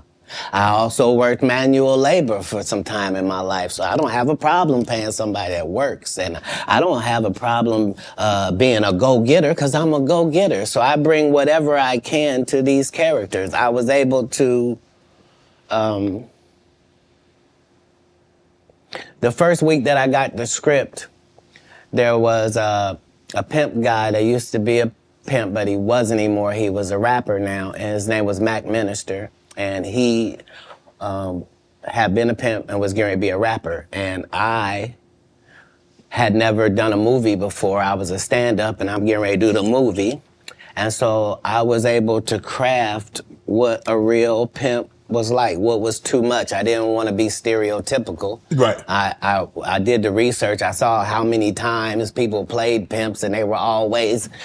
It was always something weird about them, I guess, because it's a weird job, you know what I mean? Right. And I wanted somebody that didn't seem like none of that he really thought it was a business and treated it like that. And so, you know, adding those levels to acting is what all actors do if they're not Steve or Cedric or Ricky. Like, you're trying to create a character. You can't just be Faison in every movie. Like, you're just gonna take your shirt off on every movie? Like, why does it say that in your script? Man, let Big Worm live. Let him breathe, Katt.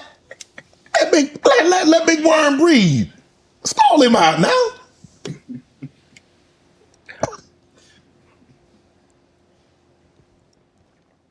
You having an unnatural allegiance to losers is not like you. No, I ain't got no allegiance to the man. But you got to admit the role that he played, Big Perm in Friday now. You got to give him credit for the role now. Come on now. Let me ask you a question. Yes. If what you're saying is correct, why wasn't he in next Friday or Friday after next? I mean, his role, it wasn't good. Sorry. There was a lot of people that appeared in the first one that weren't in the second one, Katt. I'm just telling you why. I'm sorry. I'm sorry that there's a news flash that there are reasons for things in a business. Yes. Oh, okay. Well, why did you bench D-Lo? He had 2 points. What are you talking about? Shut up. But I like him. Nobody cares about that. That's not what we're talking about. These are business conversations that deal with businessmen. Right. Right. When you're good at something, you should progress. The guys that are not as good, they should fall down by the wayside. That's natural.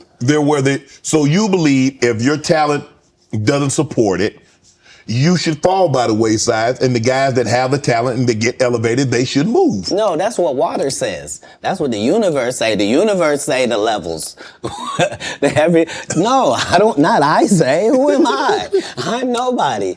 But I'm working every day as if I think that's what should happen.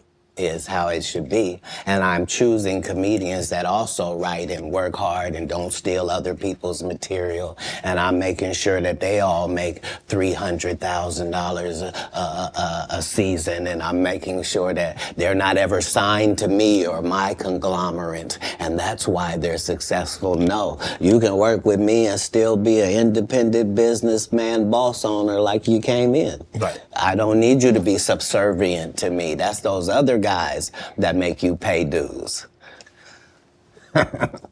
You said earlier that you rewrote a lot of what Money Mike was to say and how he behaved. So they allowed you the freedom, the liberty to ad lib. How much? Would they allow you to just make an interception if didn't nobody talk about it? As a football player, if the ball comes your way, can you just grab it? Can you make an interception anytime? Are you allowed to pick up any fumble? You can do any hustling, right? Oh, okay, same here. Same here. But here's the thing, though. Even as an offensive player, they might let me ad lib once I get a couple of years under my belt. They wouldn't let me ad lib as a rookie. That was your first movie. I told you the conversation in my first movie, just because I am committed to laughs. The only way I made it past those 300 comedians, I didn't tell you this. What it required is I had to watch all 300 comedians 10 times a piece. I watched your set 10 times of you performing, whoever you were, and then I counted how many laughs you got every time you did these amount of minutes. So if you told me this comedian and told me he did 30 minutes, I could tell you that he got 26 laughs in that 30 minutes because I had done the numbers on everybody. So I didn't just say I was funnier. I knew I was funnier than the comic you liked, and I could tell you how many jokes funnier I was, because that's how we judge stand-up. You do 15 minutes, I do 15 minutes. How do I know I'm funnier than you? Because you got 6 laughs and I got 16. I'm almost 3 times better than you, low-key boy. But I'm never gonna tell you the formula. So you gonna keep just going out there telling jokes. Now understand that psychologically, the audience by 10 years is convinced that I'm funnier than you. They just don't know why. Because I'm putting out more content, better. I had Terry Crews on here. He said at the time that you did the movie, you were homeless. Is that true?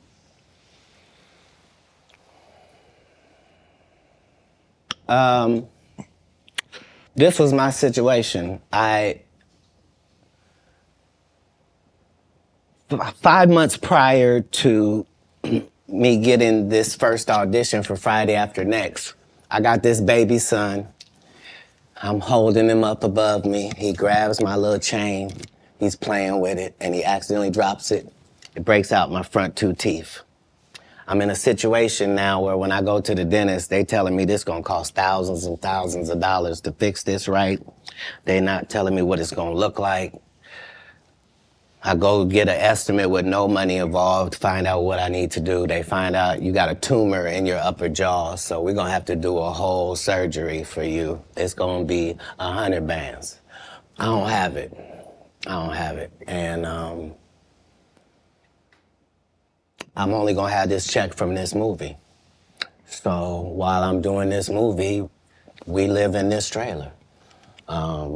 This is where we live. So when they come to work at 5 in the morning, we already there.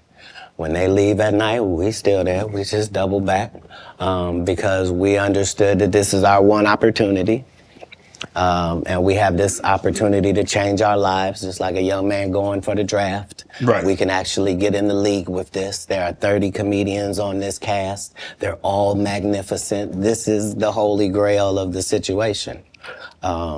So yeah, I was able to make sure that, because it wasn't just my first movie, it was K.D. Albert's first movie, it was Terry Crews' first movie. Absolutely. I was the leader of this group, which meant that we didn't do their rehearsals, they did rehearsal, we did our own rehearsals daily to make sure that we were at the level of professional actors, which is what made it so egregious, that guy.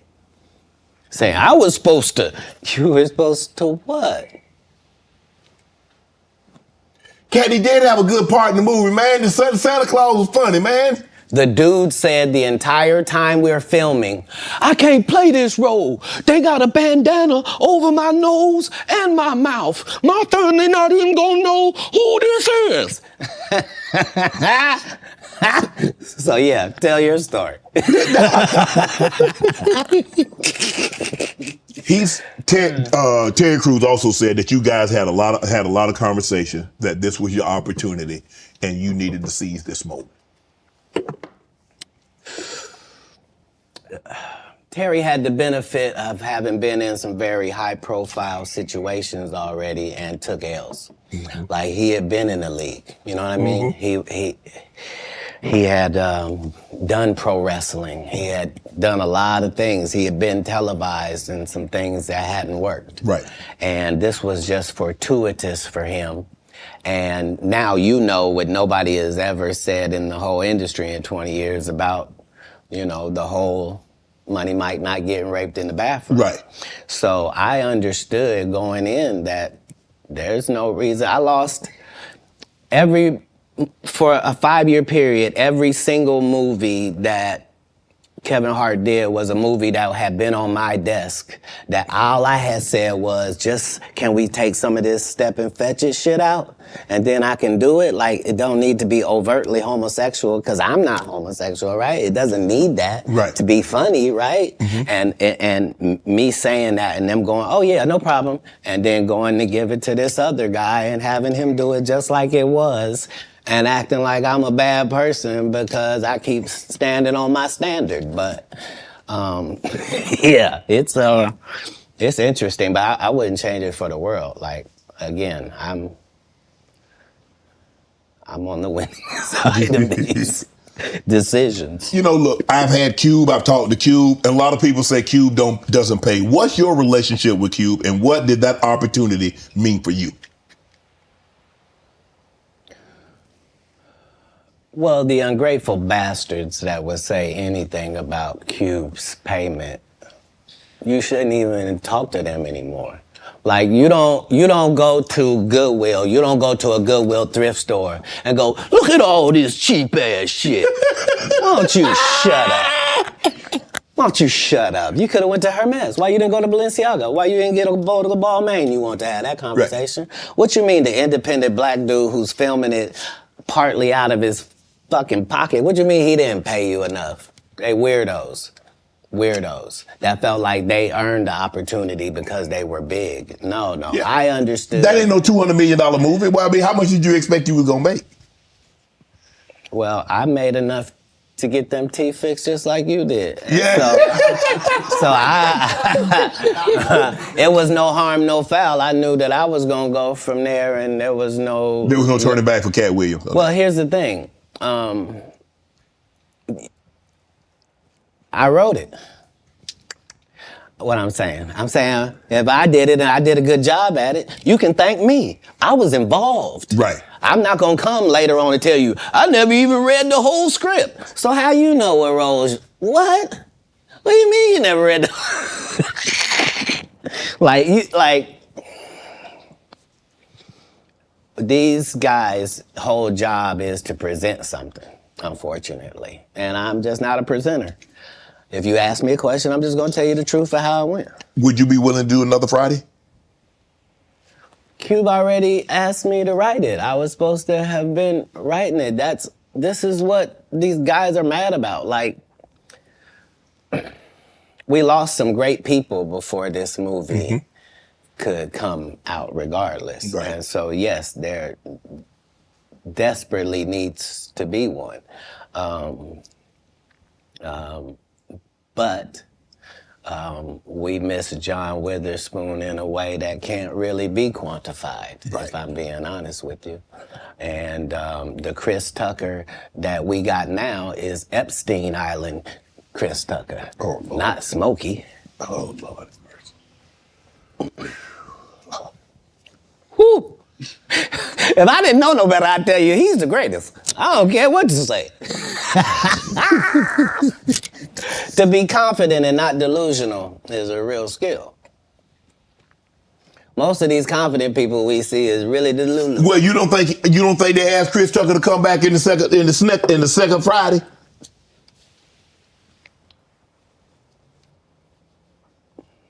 Smokey was all in Smokey. There ain't no Friday without Smokey. We all agree to that, and there's no next Friday without Friday, and there's no Friday after next without Friday. We talk about the road because you said that they don't. Here's the thing. Okay. Here's the thing. Chris was allowed to make the decision. At the time that this is happening, Katt Williams is known for smoking weed. Willie Nelson is known for smoking weed. Right. Snoop's known for smoking weed, but none of us is really known except Willie. And I'm saying, Chris Tucker didn't want to be the poster child for smoking weed. He don't smoke weed like that. Right. He in the church. He Michael Jackson's best friend. Christmas. Michael Jackson called him Christmas. You ever met a man that gave you a little nickname like that? Nah. Me neither.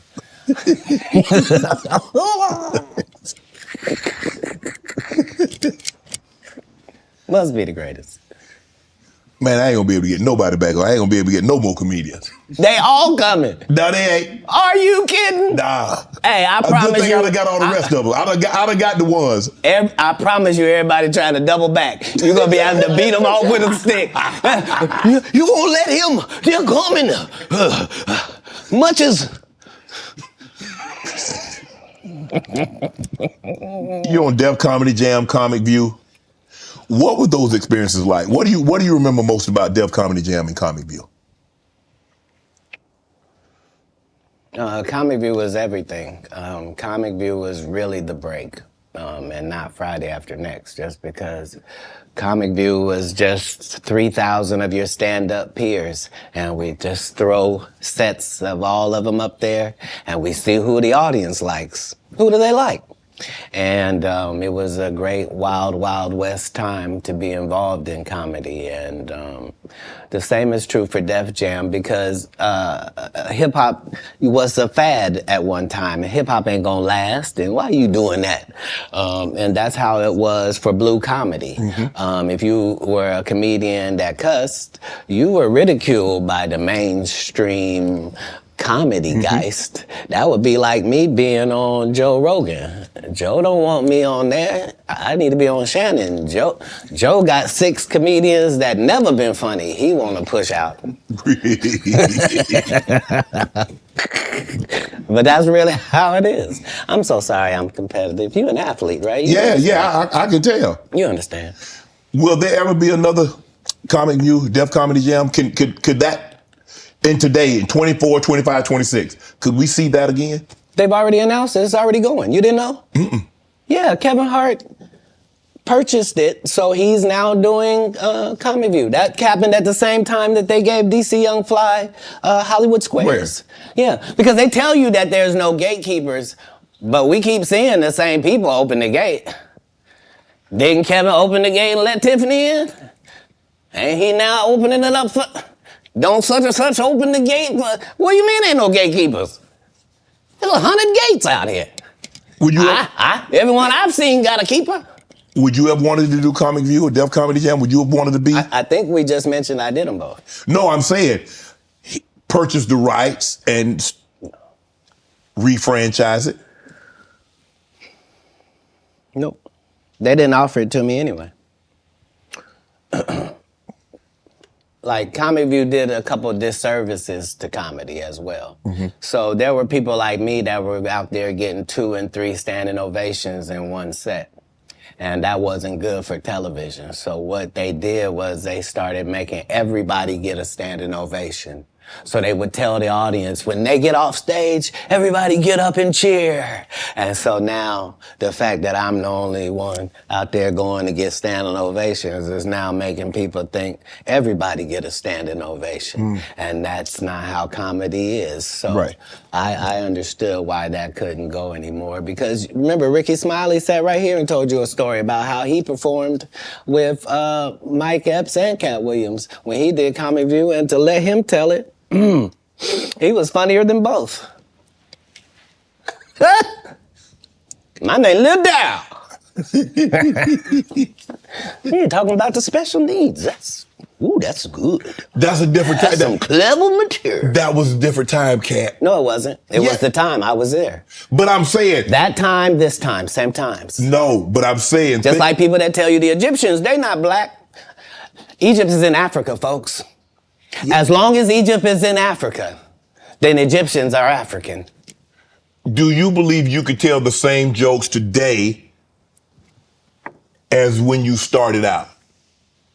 I mean, Eddie Murphy not telling those jokes. Richard Pryor wouldn't be able to tell those jokes in 2024 that they told in the 70s and the 80s. So they wouldn't have told them. But that's my point. They're not inferior people. No. If they were in this time, they would be going according to our time. Just like then, we were going according to that. Like, that's how it is in the world. There are words that we can use for a while. And when we use them for a while until somebody says, that ain't a good word, we should stop saying that. Correct.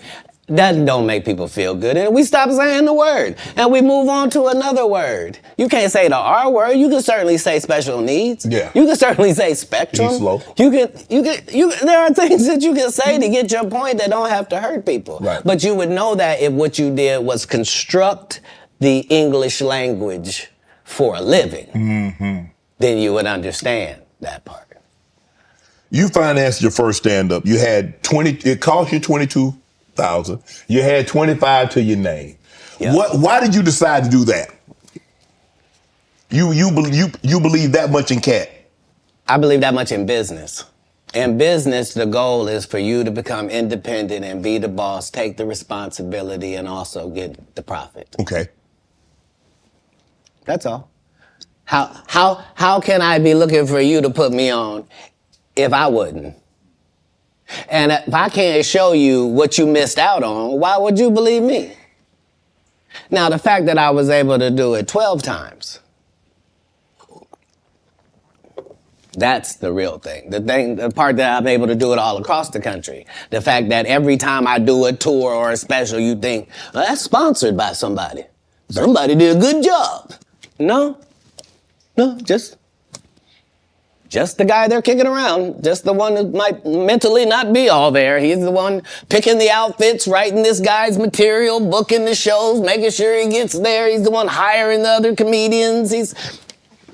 But hey, I knew that that's the end goal. So if that's the end goal and I'm there when I start, why would I deviate from that? Right. Remember, my goal was to get this far in Hollywood and still have a virgin asshole and never have sucked a penis. That was my only goal.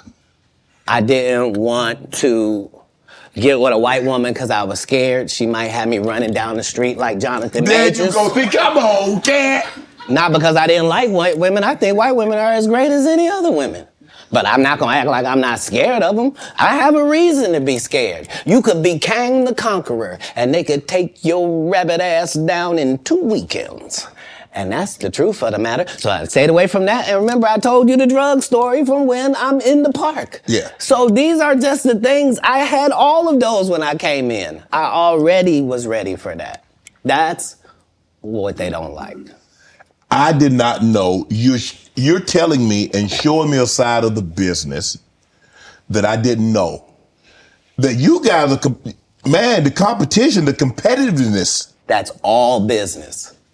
I don't care if they're selling Coke. You wouldn't believe the things that Coca-Cola says about Pepsi.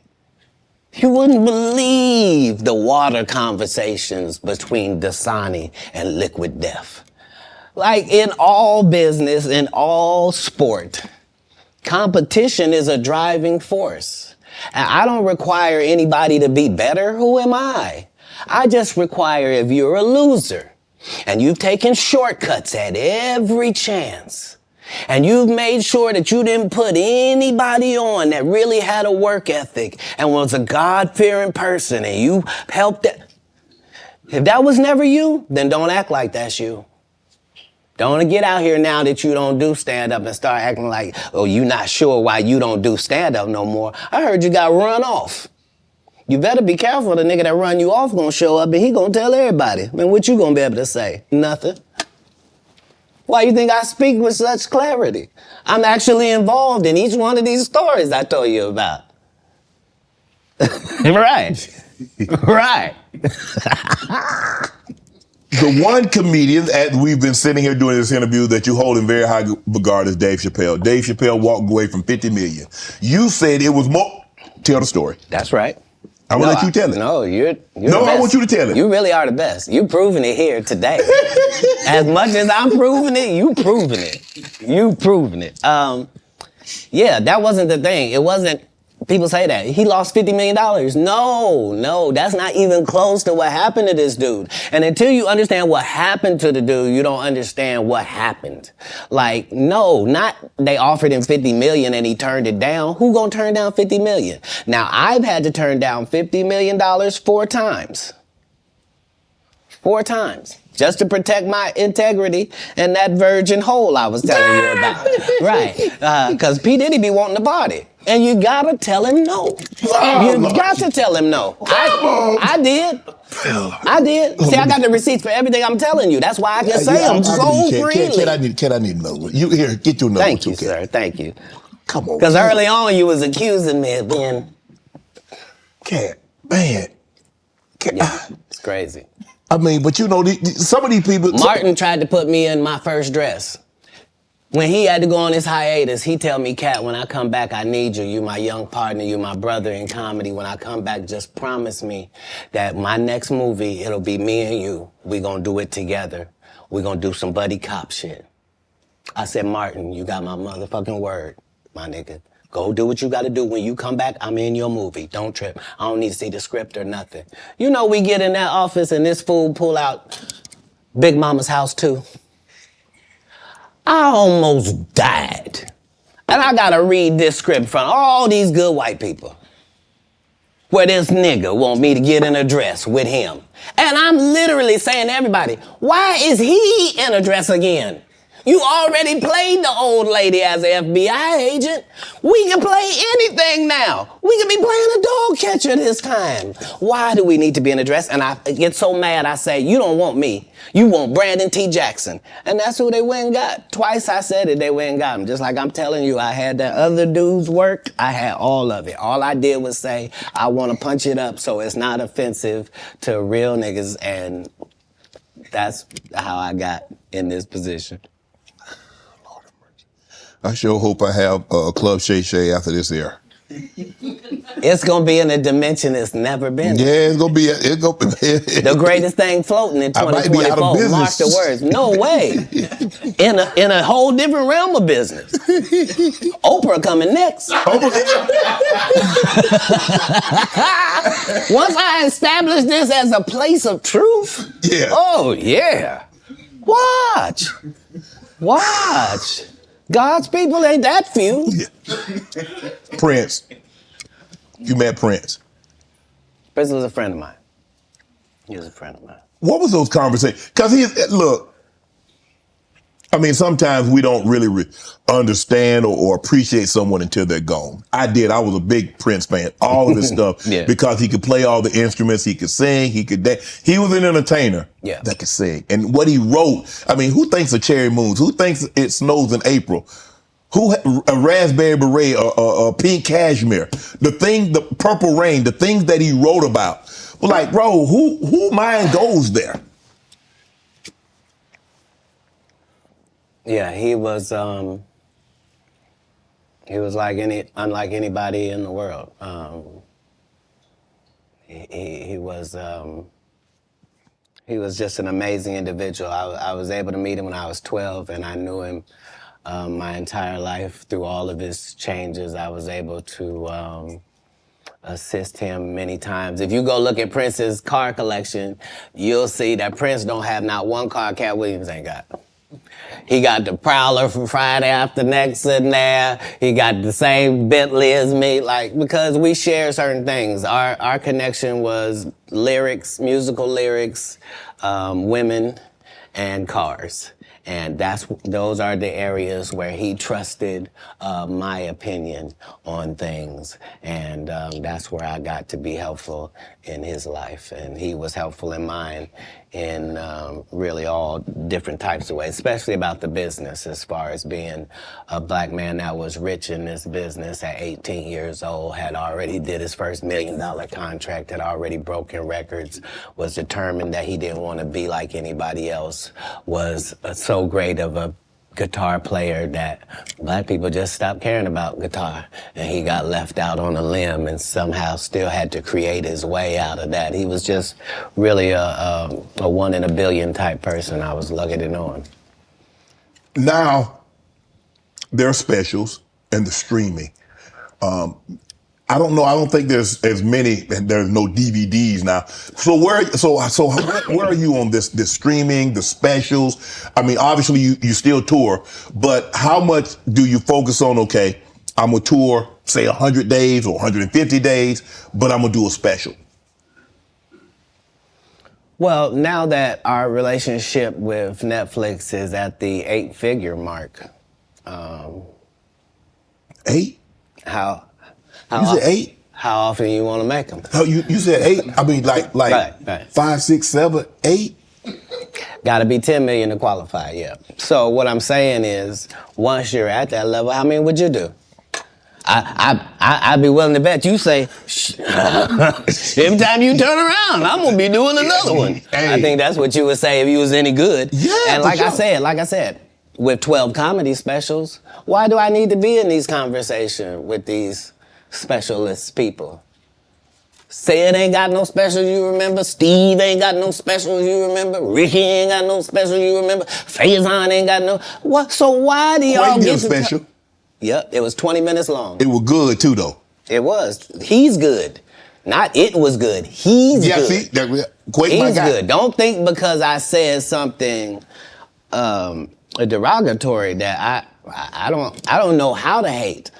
Earthquake has consistently, I don't think anybody's ever said Quake wasn't funny. He probably never been booed. Yeah. I don't think he's ever given a bad performance in Nathaniel, his my life. dog. But his just due was overdue. He was in a whole different situation. Yeah. Because he wasn't able to translate the stand-up to the movie The thing, TV. he took a hit. Most people don't take a hit. They're just judged on their stand-up. Right. So yeah, no. I even though it sounds like there's a lot of people that's not the case. I'm a proponent of all of us who are in this business working hard trying to make it. When you got into stand-up, was crossing over, was doing TV, was doing movie, was that a part of it? You like, okay, I'm doing stand-up. Okay, the next progression is TV movies. Throughout the history of stand-up, sir. That's the goal for all of us. That's how it goes. That's why when you hear these dudes talking about, oh, I didn't want to be a movie star, you just know it's disingenuous. Like, what are you talking about, dude? Yeah, oh, no, I just wanted to do a game show. Right. What? Are you sure? Because I thought you did Mark Curry's show over after he had just done hanging with Mr. Cooper. Why would you do all of that man's stuff that he did on his show on yours and then do the dude's stand-up when you go on the road? And then you never put Mark Curry on your show or nothing. Like, if you don't say anything, these dudes will run over you. I don't know if you know how bullies operate. I but do. If you don't stand up for yourself, there really is nothing they won't do. Right. You're a very generous man, Katt. You were the sole sponsor of Melba Moore getting a star on the Hollywood Walk of Fame. You did all that on your own. Why? Do you have a personal relationship with Melba? No. I understood that she was a black woman in a time where it mattered what you look like, and they had a certain thing that they needed you to look like and act like in order to be successful. Right. And she just never did that. She wasn't tall enough. She wasn't fine. They didn't like her looks. They didn't like that her hair was natural. They talked crazy about her, and yet she still made all of these achievements. And I'm like, understand, I'm already in the Comedy Hall of Fame. I'm already going to heaven no matter what happens. If it ends in a second, I'm up there. So it gives me the leeway to do some things that are simply because it's the right thing to do. So the truth of the matter is, they wanted to give me a star, but please don't consider me and this person been sitting on this list this whole time. And just because they ain't got enough money, they can't get they just due? That's crazy. When do you start? That's hurtful. What if somebody can't afford their flowers? You mean they don't get them? No, God don't operate like that. He would send a dummy like me to come and take care of that. Just so that the right thing happens. That's how the universe works. But because remember, what am I spending my money on? I'm not spending my money on strippers.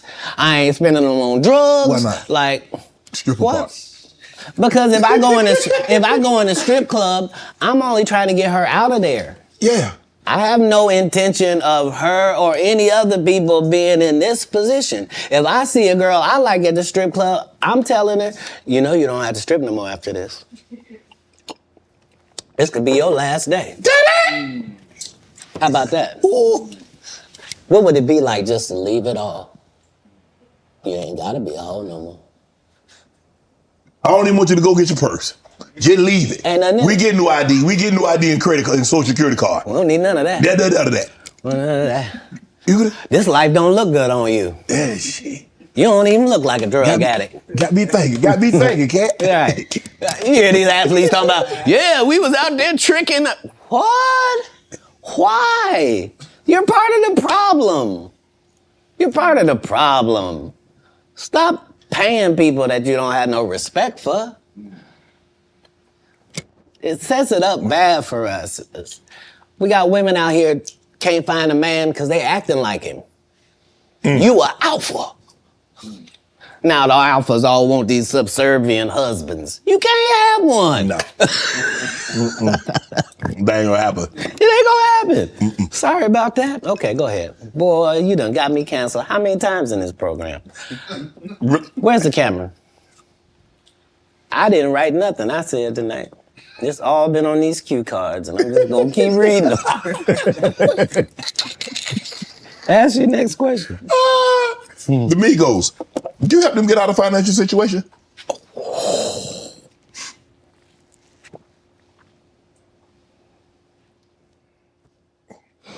I don't think we ever, as a nation, can remember a time that the Migos were financially unsuccessful. So for the record, I would assume that they've never needed Katt Williams' financial assistance for anything. I'm sure that between QC, the label, and other things, they were taken care of. On the other hand, if I was given the opportunity to help them, would I? Of course I would. That's what I do. I'm a pro-black non-racist. Like, I really, really love black people, but I don't love them more than other people. I love everybody. Yeah. I'm a black guy, and I try to stick with that. But yeah, I'm not one of those pillow talkers either. Like when I do something good, I'm really not doing it for the gram. It's not for any of that. I'm just doing it because it's good to do. I appreciate that. I don't know if this is true, but I did read that comedians on your show say that women sometimes would bring them money and not say where it came from. Say that again? Comedians would say women would bring them money and not say where it came from. Right. So I'm not a feminist like a feminist would be, but I do believe that that in my camp, like if I had 35 people in my camp, right? I believe that other than 4 jobs, I believe that a woman is better at any of them jobs than any man could be. Okay. So 10 of these jobs, no man can work because I'd rather a female be there. If I gotta smell anybody's breath, I want it to be hers. I don't want none of you crusty. So what I'm saying is, if in a staffing issue, I'm gonna have 75% women just because I prefer them. Right. I don't prefer to hear 2 guys talking in the corner. I prefer to hear 2 ladies talking in the corner. I don't care what they're talking about. I just prefer that. So a lot of times I will utilize ladies to convey a message. If a comedian is doing a great job somewhere in the country, he just did a masterful set and nobody's gonna pay him. They just clapping. And I know he's broke as shit back there. Wouldn't it be nice if somebody just showed up and gave him a little blessing? And he didn't have to suck me off for it and thanks, Katt, and just, boy, I really needed it. Why would you do that? If you was actually just trying to help people, you would. People know that's how I pay my tithes. If I got paid $100,000 to be at your city, I'm gonna take 10,000 of that and put it in your homeless area. Not because I got to. Because you gave me 100 racks to come to your little rinky-dink town. Who would I be to not pay my tithes back to your town?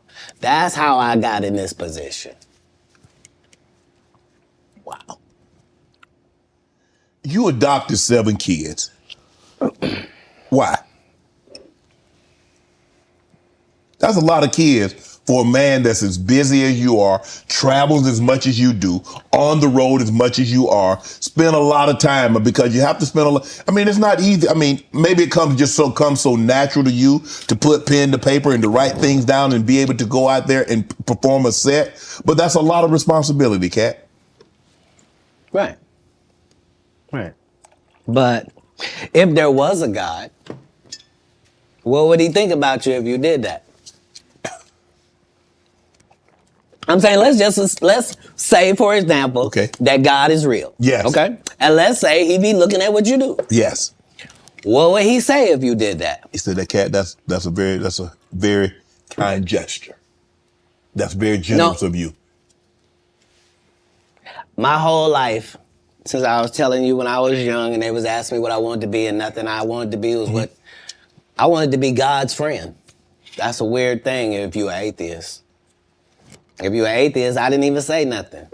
But if you believe in God and I tell you that I wanted to be God's friend and I wanted to even go to Hollywood and still be God's friend, if I told you that that was my aim, you could understand where I'm at. Like, I promise you, no jealousy, no bitterness, none of that. I got exactly what I was trying to get. I haven't been shorted in any way. I mean, 7, 8 kids, single. You gonna get married? You remember the conversation where it was me? Yes. And I didn't know what was gonna happen to my 2 little brothers and they was just gonna be out there? Yes. So when it comes full circle and I'm one of the richest men that ever lived. And I don't mean, please don't look at my net worth. I saw my net worth. I had that on me. I don't even.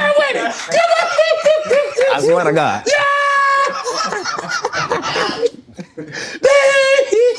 What I'm saying is, like, I'm saying my net worth is less than my last Netflix deal. You understand what I'm telling you? Make it make sense. But I'm fine. Jesus was poor. Jesus ain't had nothing. So why don't we be mad you say I don't have nothing? They had the amenities they had back then, okay? Say it again? We got different amenities now. Not more than gold. Gold was the amenity of that time. We still got gold. Gold still running. They have no Rolls Royce. They got you can buy an ass. That's what they call it in the biblical time. They were cheap.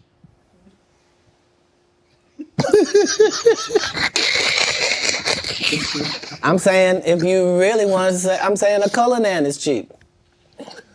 So back in the day, I would give my girl a donkey. Today we get her a Cullinan. But I'm saying whoever, whatever it is, I'm saying we. I'm saying because what we gonna do? I done already told you I'm one of the richest people that ever lived. Yes. Only in the fact that when I wake up in the morning, no matter where I am, I don't need nothing.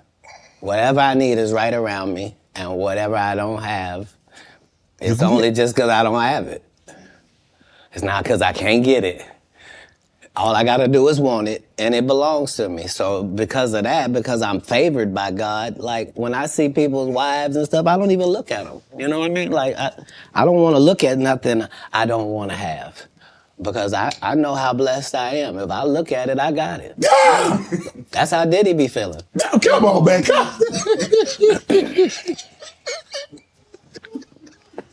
So you're not supposed to look at anything that you don't want. Not me personally, just because God has given me literally everything I ever even pump faked like I want. And that's the whole thing. That's the whole thing is I don't have a type of woman. Every woman that I ever had as a type, I ended up getting her. Now she's not the type anymore. Now I understand that every woman is a one of one. Like you can't really have types. Mm-hmm. What? Because see how you tried to ask me something about marriage? But then I ain't say nothing about no marriage. Yeah, you did. When you rewind the tape, you let it out. You was like, so you ever gonna get married? And then you took it back. It's okay. It's okay. I wasn't on as a photographic memory. Are you? I'm not against it. Like most people that are not married is because they're afraid of commitment. It's not that like that for me. It's just the whole time I wanted to be married, I I had kids, so I had to try to fill my wife's place before she got there. Right. So I'm already got kids without a mother, but so now I got to be doing laundry. I'm washing dishes. I'm reading stories. I'm having to nurture. I'm having to do all of this, and I got to the point where I didn't need the wife. I'm doing it, and we're doing it, and I'm not replacing a woman in their lives. I'm letting them see that that's just the only thing that we don't have. And it was easier for me to do that because you have to understand that all of the kids I'm raising at this point, they have fathers. You see? They have a mother. You see? I'm a different person. I'm raising you. And so that needs to be done with the other respect for the others that put work in as well. So yeah, I never had a problem getting married. What's one of the one things you try to teach your kids? I don't teach anybody anything that's over 18. I've done the work I was going to do. But as kids, I really just tried to teach the things that can't be bought, your integrity, trying to live your life in a way that you yourself could be proud of if you had to look back on it. And I didn't do very good at leading by example, but behind the scenes, that's never what I was pushing. They understood that because of my stance, there was a certain thing that would come my way. And so accountability and responsibility is part of what you're teaching, is that, you know, even if you're doing the greatest thing in the world, there's this thing called no good deed goes unpunished. Like, there's a real Murphy's Law. Like, basically in raising kids, you're just trying to give them a better manual and an outline of how life works than your parents gave you. You know? Right. And so that's how I did it. How do you avoid toxic women? Give me. I mean, because obviously, you know, you like women. I do. And I probably like toxic ones more than anybody. That's because I ask you this. Hold on. Because toxic women are exciting. And that's just a fact. Part of toxicity is exciting. I'd rather skydive with her. But if you have toxic women, just understand that all monsters are feeding off of something. And if you find out what this toxic woman is feeding off of, you can just begin to turn off her feeding points.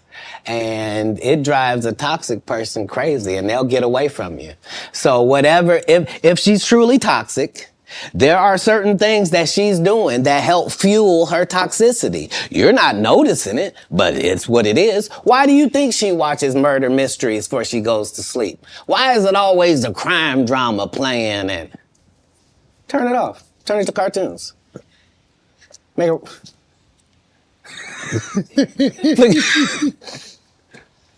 No, you don't get to. What's she listening to? You can't be listening to Sexy Red. You're broke.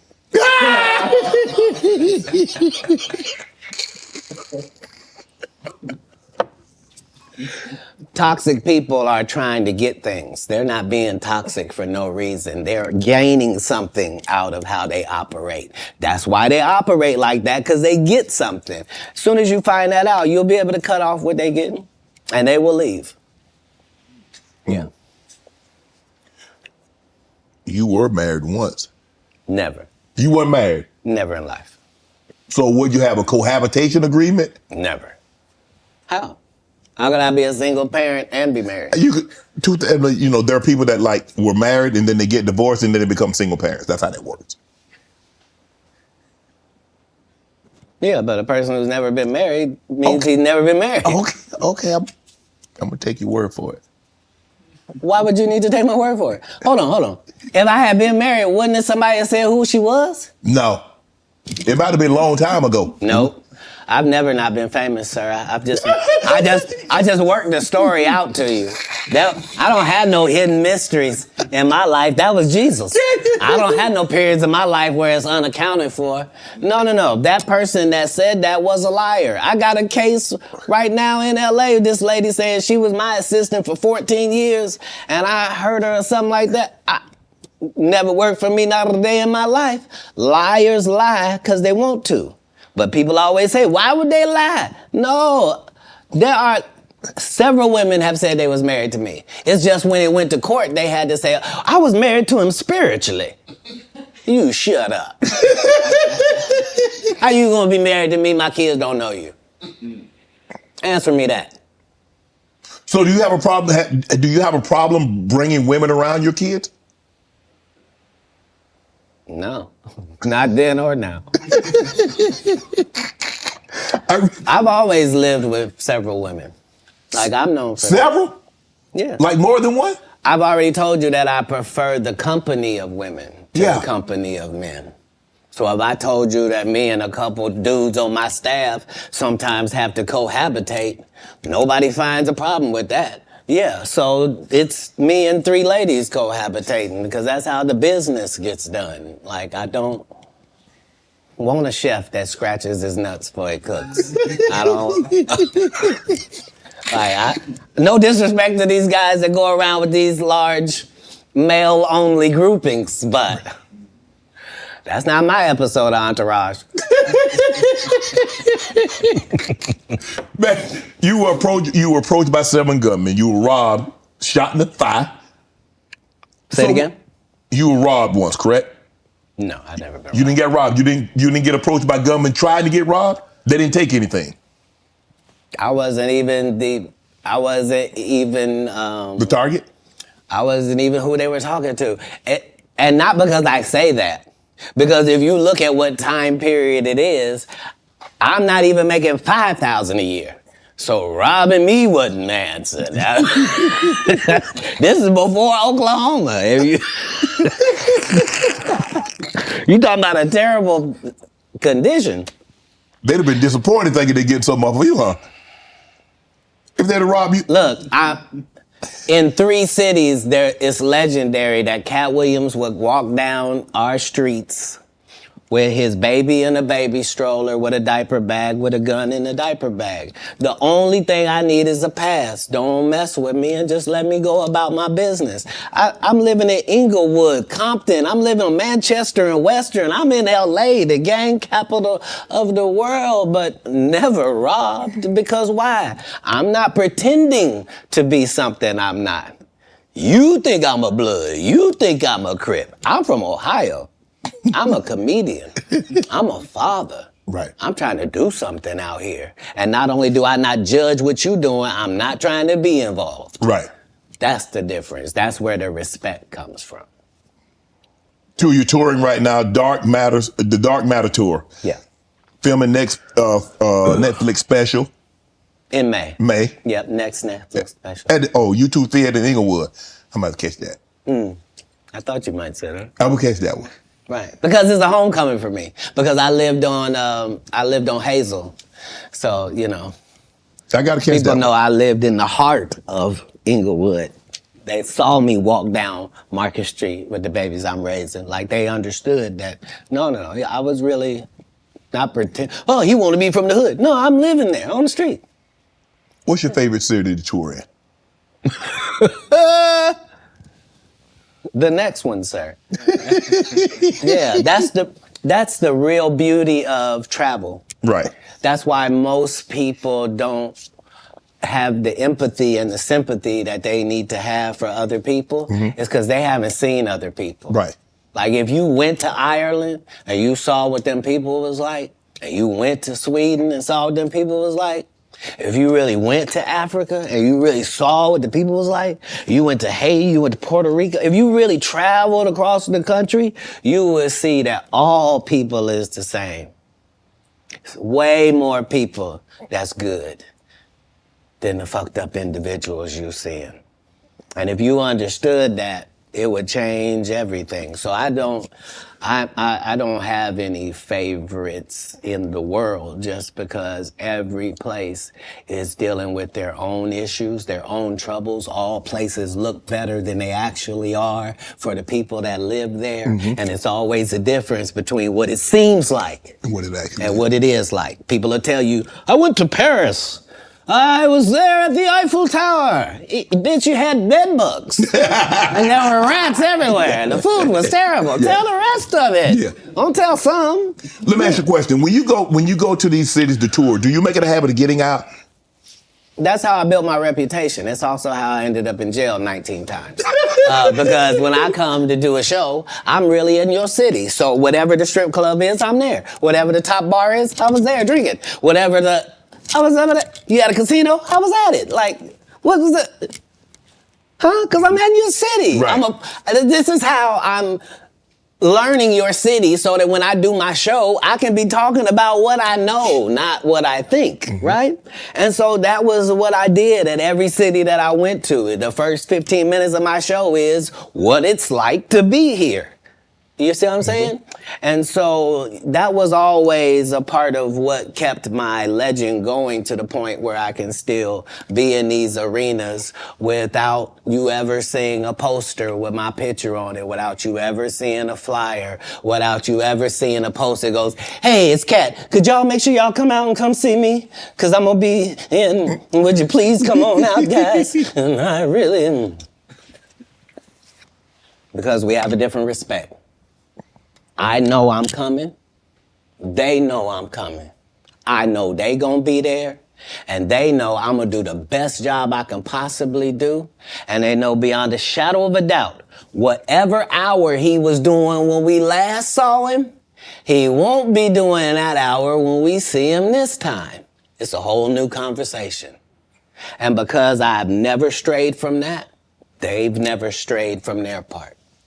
I'm looking at some of the actors that you've been on screen with. Cube, Tracy Morgan, Regina Hall, Terrence Howard, Nick Cannon, Tiffany. Bro, who brings out the best in Katt Williams? How does someone get the best out of Katt Williams? Do you need a comedian? Do you need a serious actor? How do we get the absolute best out of Katt Williams on screen? Well, I would be disingenuous if I didn't remind us that that's never anybody's goal. It's never anybody's goal to create a great situation for me to do a good job. Why? In a script. The way it works is the script is already there. This is a character in the script. If they give me the job, I make it my job that this character here has to be as big as this whole project. So if you don't even see the movie School Dance, I want you to remember, whose goddamn white baby is this? And the only way that I can guarantee that you will remember my scene if you didn't remember a whole movie is if I make sure that my scenes are that good. Because that's what I watched. I watched great actors. You never saw De Niro, you never saw Pesci, you never saw any of these dudes in something and you was like, nah, I don't really believe it. You sure you're the Great Gatsby? Like, no. Like, you believe that this dude, Daniel, is a hobbit. That's part of the Lord of the Rings. Right. You see what I'm saying? I do. And so it's having a respect for the craft that I'm doing. That means I'm trying to do the best job possible. What was it like working with Spike Lee doing Priceless? Spike Lee is everything that you said I was in my intro. He's just really an innovator and a groundbreaking, one-of-a-kind dynamo. And I knew that they were,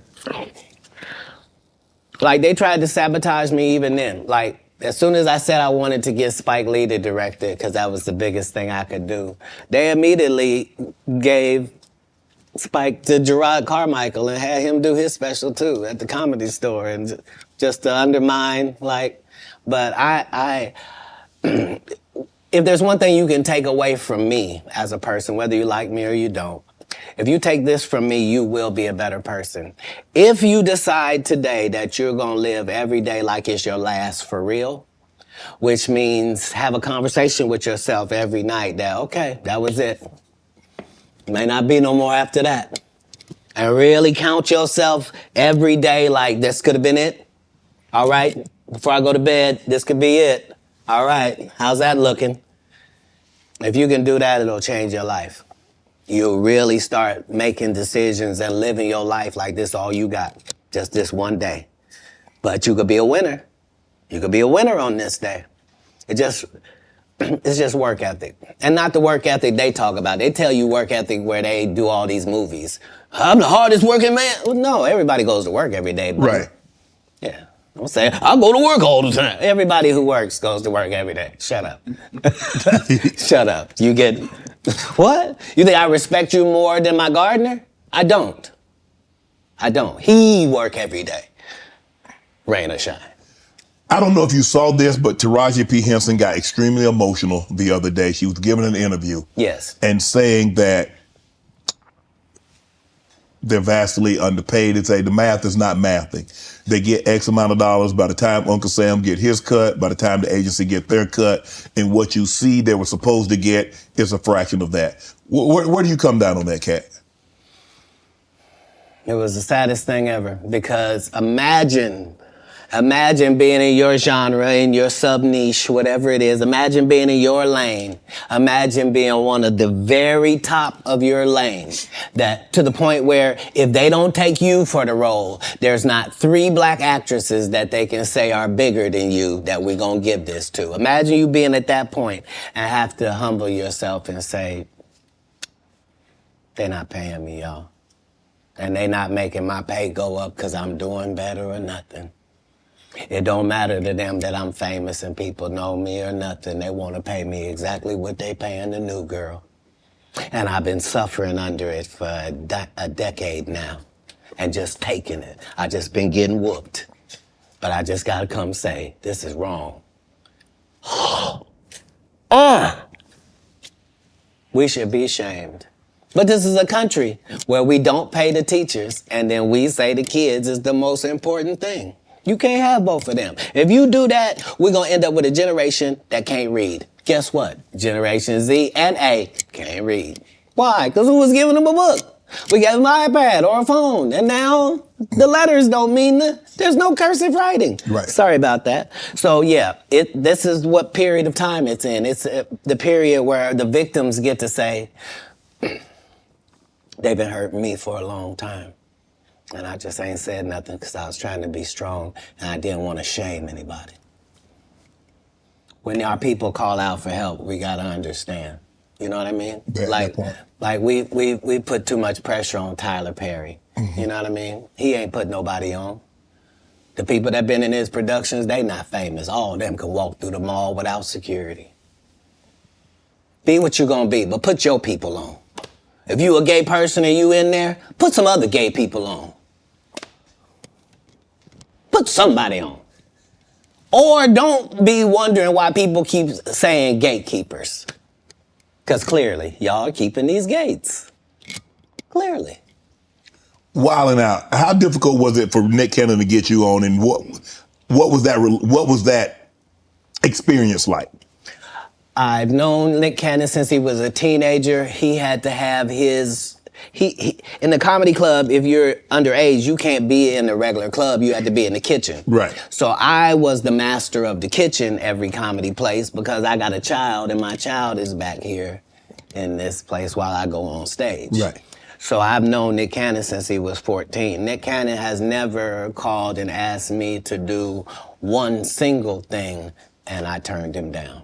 Because I've known him since he was a young black child in Hollywood. Wow. So what I did in Wildin' Out was to be his protector and to be his voice with hip hop. So the whole thing was the thing that he was trying to do had never been done before. You can't bring 6 comics in and let 6 comics talk shit about 6 rappers because the 6 rappers will beat the 6 comics' ass. Right. You would have to have a comic that could actually stand in between and go, look, we comics, we gonna say what we gonna say, y'all gonna take it and understand it's a joke. If you want to fight, we fight before the show. So you can go out there with your black eye. We're not going to do it comedically. This is what needed to take place in order for it to be successful, which is why it had already aired and didn't work. And then suddenly when it comes back with me, it suddenly works.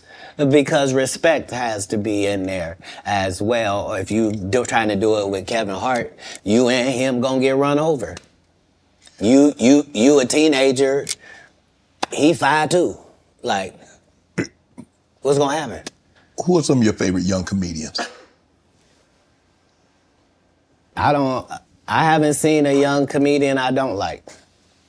If you name any of the young comedians, I'm aware of all of them, and they're all doing a great job. It doesn't matter if it's Country Wayne or Desi Banks. It doesn't matter if it's Carlos or Chico. It doesn't matter if it's DC or Just Hilarious. It really doesn't matter once we go to the young part. The young comedians are dealing with things that we never dealt with.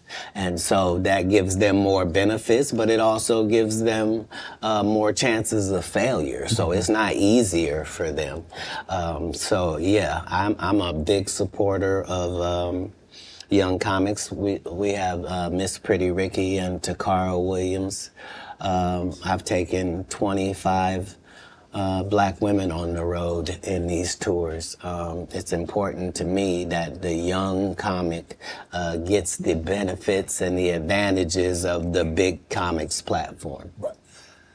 Matt Rife, Wildin' Out, recently got canceled. You see Jonathan Majors, what he went through. Marvel dropped him as soon as the conviction came out. And you were telling the Hey, you saw that black woman come get his charge cut in half?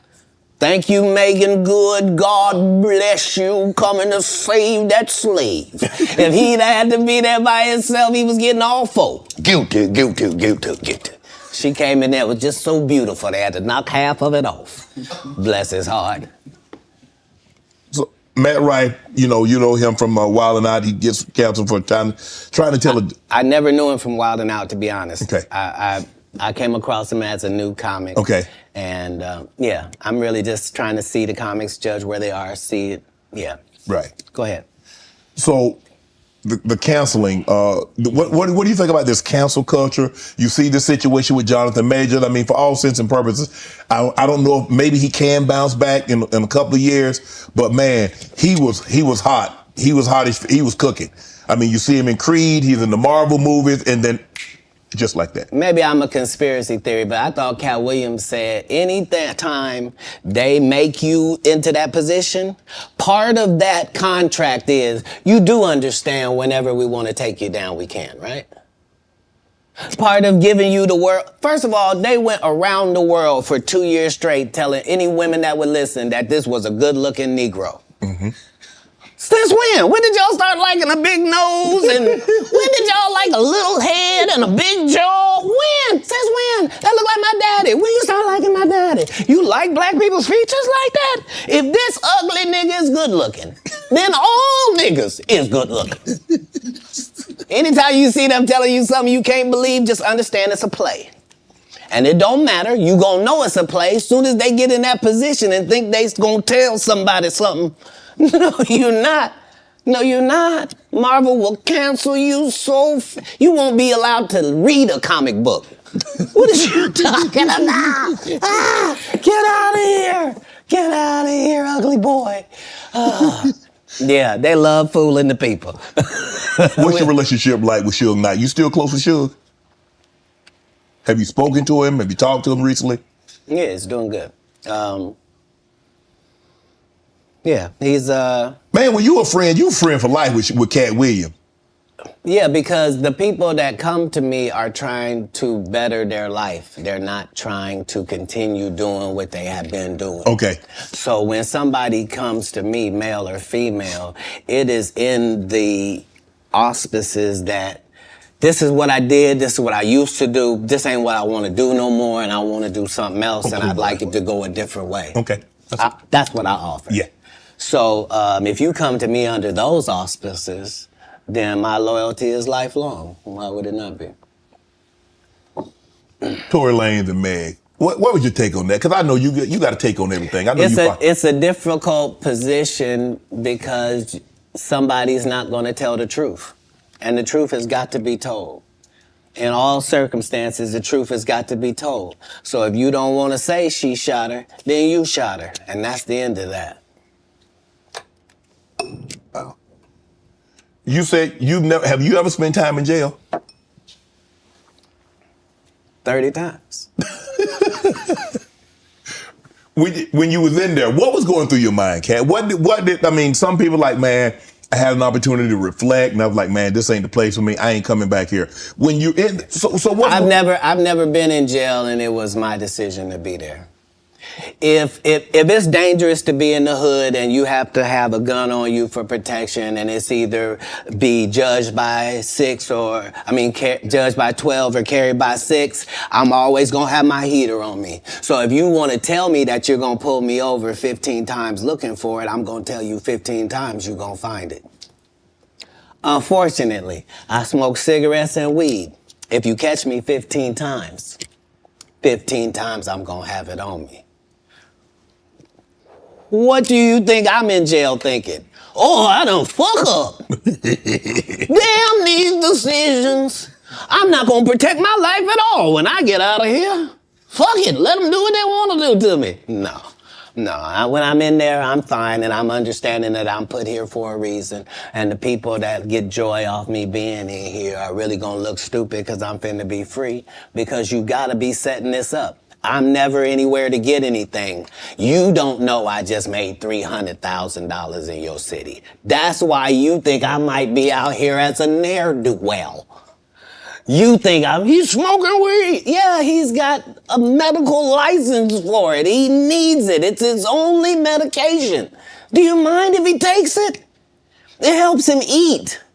Because he does 19 100 city tours, flying across the line. And so he doesn't get hungry on the regular. He doesn't get sleepy at night. He's got to literally put himself to sleep. He's literally got to make himself eat. So this marijuana helps him do both of those things. Marijuana help you sleep? Oh, yeah. Because remember, as a comedian, what you're doing is against your natural timeline. Your natural timeline wouldn't be that you would start your workday at 8:00 p.m. Right. And then your workday is over at 2:30 a.m. Like, that's a weird... Yes. Right? So to tell your body now that we're pumped up on endorphins, now let's go to sleep at 3. It don't work like that. Your body has to try to get a whole new schedule. So, it suffered, but that's what worked for me. I consistently used it. I told people all across the country, don't worry, this will be legal in our country. As soon as they find out how to charge taxes for it, we will be legal in this country. Do they view me as some sort of visionary for my forward thinking? No. You on drugs. That's what I heard. Katt, but how have you been? I mean, bro, every time they try to put you down, they try to put you to the back. Yeah. You bounce up, you move right back to the front. Damn, you like a Super Bowl. You just keep bouncing and you bounce higher. Trampoline skin is something that you ask God for. When I watched you play football, you had it. There's some people that there's really no such thing as hitting Shannon Sharp so hard that he don't want to run the ball the next play. Right, absolutely. And if that's your only goal is to hit him so hard that he don't want to be him no more, you just out of luck. Yeah, you wasting your time. There's no, your coach can't help you. There ain't no pep talk gonna help you. Don't matter about the uniform, your cheerleader, none of that matters. If it ever gets to mano y mano, may the best man win. And if you've been living your entire life trying to be the best man that you can for yourself, then you should feel great about those odds. What do you think about Kanye rants? What's going on with Kanye? From a distance, obviously, I don't know how well you know Kanye. I don't know if you've been around Kanye, but from a distance, what do you suspect's going on? I suspect that we're pretty awful people if we say that somebody got a mental illness and then we watch what they do. If you say somebody got special needs, then why would you be watching them and holding them accountable like everybody else? Wouldn't you grade them on a curve? Wouldn't you go, whew, this guy? Because, I mean, what are we reacting to? What are we reacting to? You're the one that put him in a position where he thought he was God and could call himself Jesus.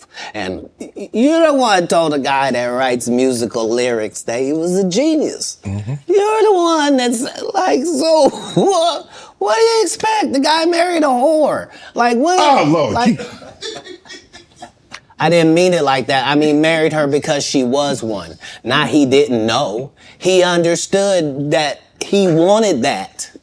He courted that. That's what he wanted to base his family on. She got a good heart, though. I know what you're going to say. Don't you say it, Katt. Don't you say it. I'm going to move the conversation. If what I'm saying is not correct, then how does she end up with Pete Davidson? I mean, it happens all the time. And what if you weren't even good enough for Pete and he leaves you? What do that mean the product was? No, I don't support or villainize Kanye because I don't understand what it is we want from him. I don't know why we look at a basketball player and say, he didn't score no hockey goals this whole season. He don't play hockey. Kanye don't say nothing I can agree with. Okay. He was the weird guy in the beginning with the pink sweaters when we met him. Like, what do you think moving to a beat of your own drum? This dude started a church and kept cussing. Nobody in black church said nothing. You would have thought all the pastors would have came. You can't be no gospel artist. You just said, fuck that bitch. Nobody said nothing. Because T.D. Jakes over there with Pete in it. Like, come on, Katt. Only the guy you had here has been upfront and honest and a man of God and humble and took the L's he had to take and didn't. I did see it was trending though, but I ain't know. I ain't know why, Katt. I don't. Let me go to this question right here. All people that love the truth got to be happy if the truth coming out and lies is getting exposed. That's just what time it is. 2024, folks. Are you related to Luda? No. So there was a crossroads where we were both invited to an Illuminati thing, and it had to be one or the other of us, and decisions had to be made. So it was both of us. We were equal. One of us had to cut off all their hair and couldn't do the sideburn thing no more with the points. And the next person they said was going to get $200 million because they were going to pay him $10 million a movie to do 20 movies.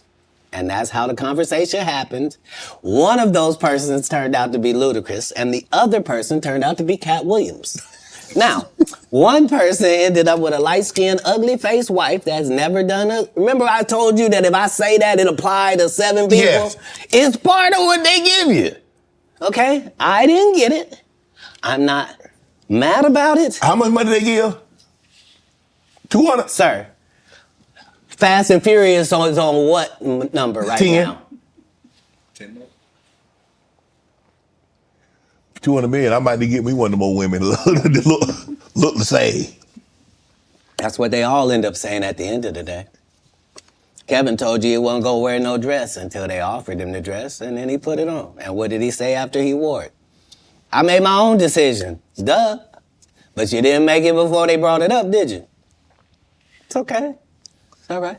You have a lot of politics. Never talk about it. I'm not that controversial. Where are we go? Where are we headed, Katt? This is sad. We've never been here before. We've never been at the point where neither option is good for us in real life. No. This is a different conversation. This is, would you rather go back with your ex or would you rather go back with the person before them? Both bad options. Both bad options. Like, one guy can barely put his sentences together and the other guy will put sentences together from whatever he's read or whoever told him. Like, but how did we get here? How did we get here? All division divides. There's no way around that. All division divides.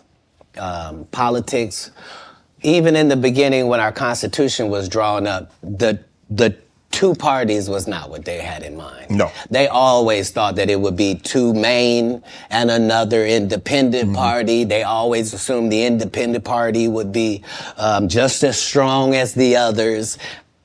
A lot of that just didn't happen. And that's what I've learned more from comedy is that Republicans laugh at the exact same thing that Democrats laugh at.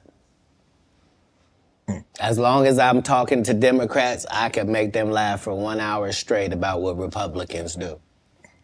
By the same token, I can go talk to Republicans for 1 whole hour and have them dying about the stuff that Democrats do. But at the end of the day, who does that? Yeah, your team got an offense and a defense. They're not supposed to be enemies. The enemy is the other side. Wow. You can't do politics like that. Nope. It's not good for the country. Man, you see this Mark Zuckerberg building this $270 million bunker? If you have $1 billion, we have learned that you can do whatever you want to do. When Elon Musk wants to send things in space, he don't have to ask nobody's permission.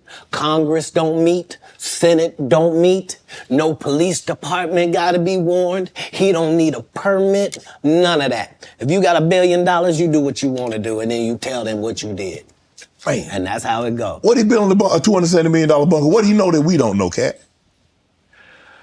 Kim Jong-un? I don't know what you don't know. Do you understand that people that are not very bright are in charge of nuclear bombs all across the country? Mm-hmm. That's what he knows. He knows that 30% of all weapons systems are running off regular Wi-Fi. So what does that mean? That means if a solar flare or a meteor hits either one of those, literally a bomb can go off just because the system accidentally got turned off. Yeah, that's what he knows. The people that are in power know that the people that are running the most complicated and deadliest things on the planet are just an average idiot. And you know lots of idiots. I do. Yep. And these people are not special. Back in the day they were. Yeah. Not today. Not today. You say you smoke a little weed. You ever smoke with Snoop? Yeah. I'm actually a bigger smoker than Snoop. He'll tell you that. But I don't mix anything with my weed. I just do weed, right? So nobody has that minimum. I mean, nobody does 20 blunts a day like me for 30 years. Like I was the first person to have a weed roller, like somebody whose job it was. Like I haven't rolled a blunt in 20 years. You probably like if you go, I'm saying I prefer the saliva of ladies. Oh my goodness. No, understand what I'm saying. If for a blunt, it's necessary for it to get lit, right? And so if you had spent 20 years smoking with dudes, that's a lot of male saliva that you would have just accidentally ingested. I can't. But the fire done killed him. I can't be this specimen on that. It takes the saliva of nice ladies on that. But yeah, that's all I do. That's just Do you consider yourself a king of comedy? Where does Katt? No, they consider that. Oh, like when after Bernie left, them same 3 guys I'm telling you about, the kings. Yeah. Right? Because DL is the greatest. Yeah. There's no DL slander gets tolerated. But they came to me. I was supposed to be the 4th king. I got the offer. Then what happened? But I turned it down. Why? Because you shit on Bernie. And I know the truth. You think I'm gonna let you shit on Bernie and then come get me? I'm the next king? Fuck you. Why? Because the whole time Bernie was here, you was acting like you was funnier than him. The reason you was supposed to go last is because it was your tour. Tell the truth. It was Steve's tour. Not it was gonna be called the Kings of Comedy, it was Steve's tour. These are the guys opening for him. Of course you gotta close if it's your tour. That's why it was such a big deal. But you couldn't do it because you can't beat the best. And until you humble yourself, you will forever be kinged by the king. And because you finally did it, because you didn't have no other choice, and now that he gone, you gonna act like he wanted to be a movie star. You stop it. You stop it. That man was funnier than all of y'all, and y'all thought y'all had one over on him. You thought he was black and ugly, and you were good looking, and he couldn't make it because you did. And that ain't the way comedy works. The king is the funniest. Period. Every time. And that's why no audience member was ever swayed. It didn't matter where Bernie went. You think if Bernie went first, he wasn't the king? Get out of here. Get out of here. Get your ego out of this. You let the best be the best, right? Katt Williams, ladies and gentlemen. Thanks for coming on, bro. I really appreciate that. Thanks for sharing Thank you. the stories, setting the record straight. Now, you know they're going to double back. Impossible. Impossible, only because if once you play this back, you'll realize I didn't say anything that made me look in a good light. I wasn't tearing down others to boost myself up. But I do have to acknowledge things that did not take place. Like, we're very ingenuous if we say this is not a game and we don't play it and people ain't in positions and people don't have their favorites and they group and they click. Right. Well, that happens in all businesses. Right. No. Say what side you on, say why you don't like the other side, and then get to the game. But in the game, I'm wiping the field with them to the point where they don't even compete anymore. So how you gonna let a dude that been on the bench for 15 years, I would have beat Jordan's ass. Shut up, Jordan is still alive. We'll call Jordan right now. You can't beat him now. Not then, you can't beat him now. Right. Katt Williams. Shannon Sharp. Appreciate you, bro. Appreciate you. All my life, been grinding all my life. Sacrifice, hustle paid the price. Want a slice, got to roll the dice, that's why. All my life, I've been grinding all my life. Look, all my life, been grinding all my life. Sacrifice, hustle paid the price. Want a slice, got to roll the dice, that's why. All my life, I've been grinding all my life.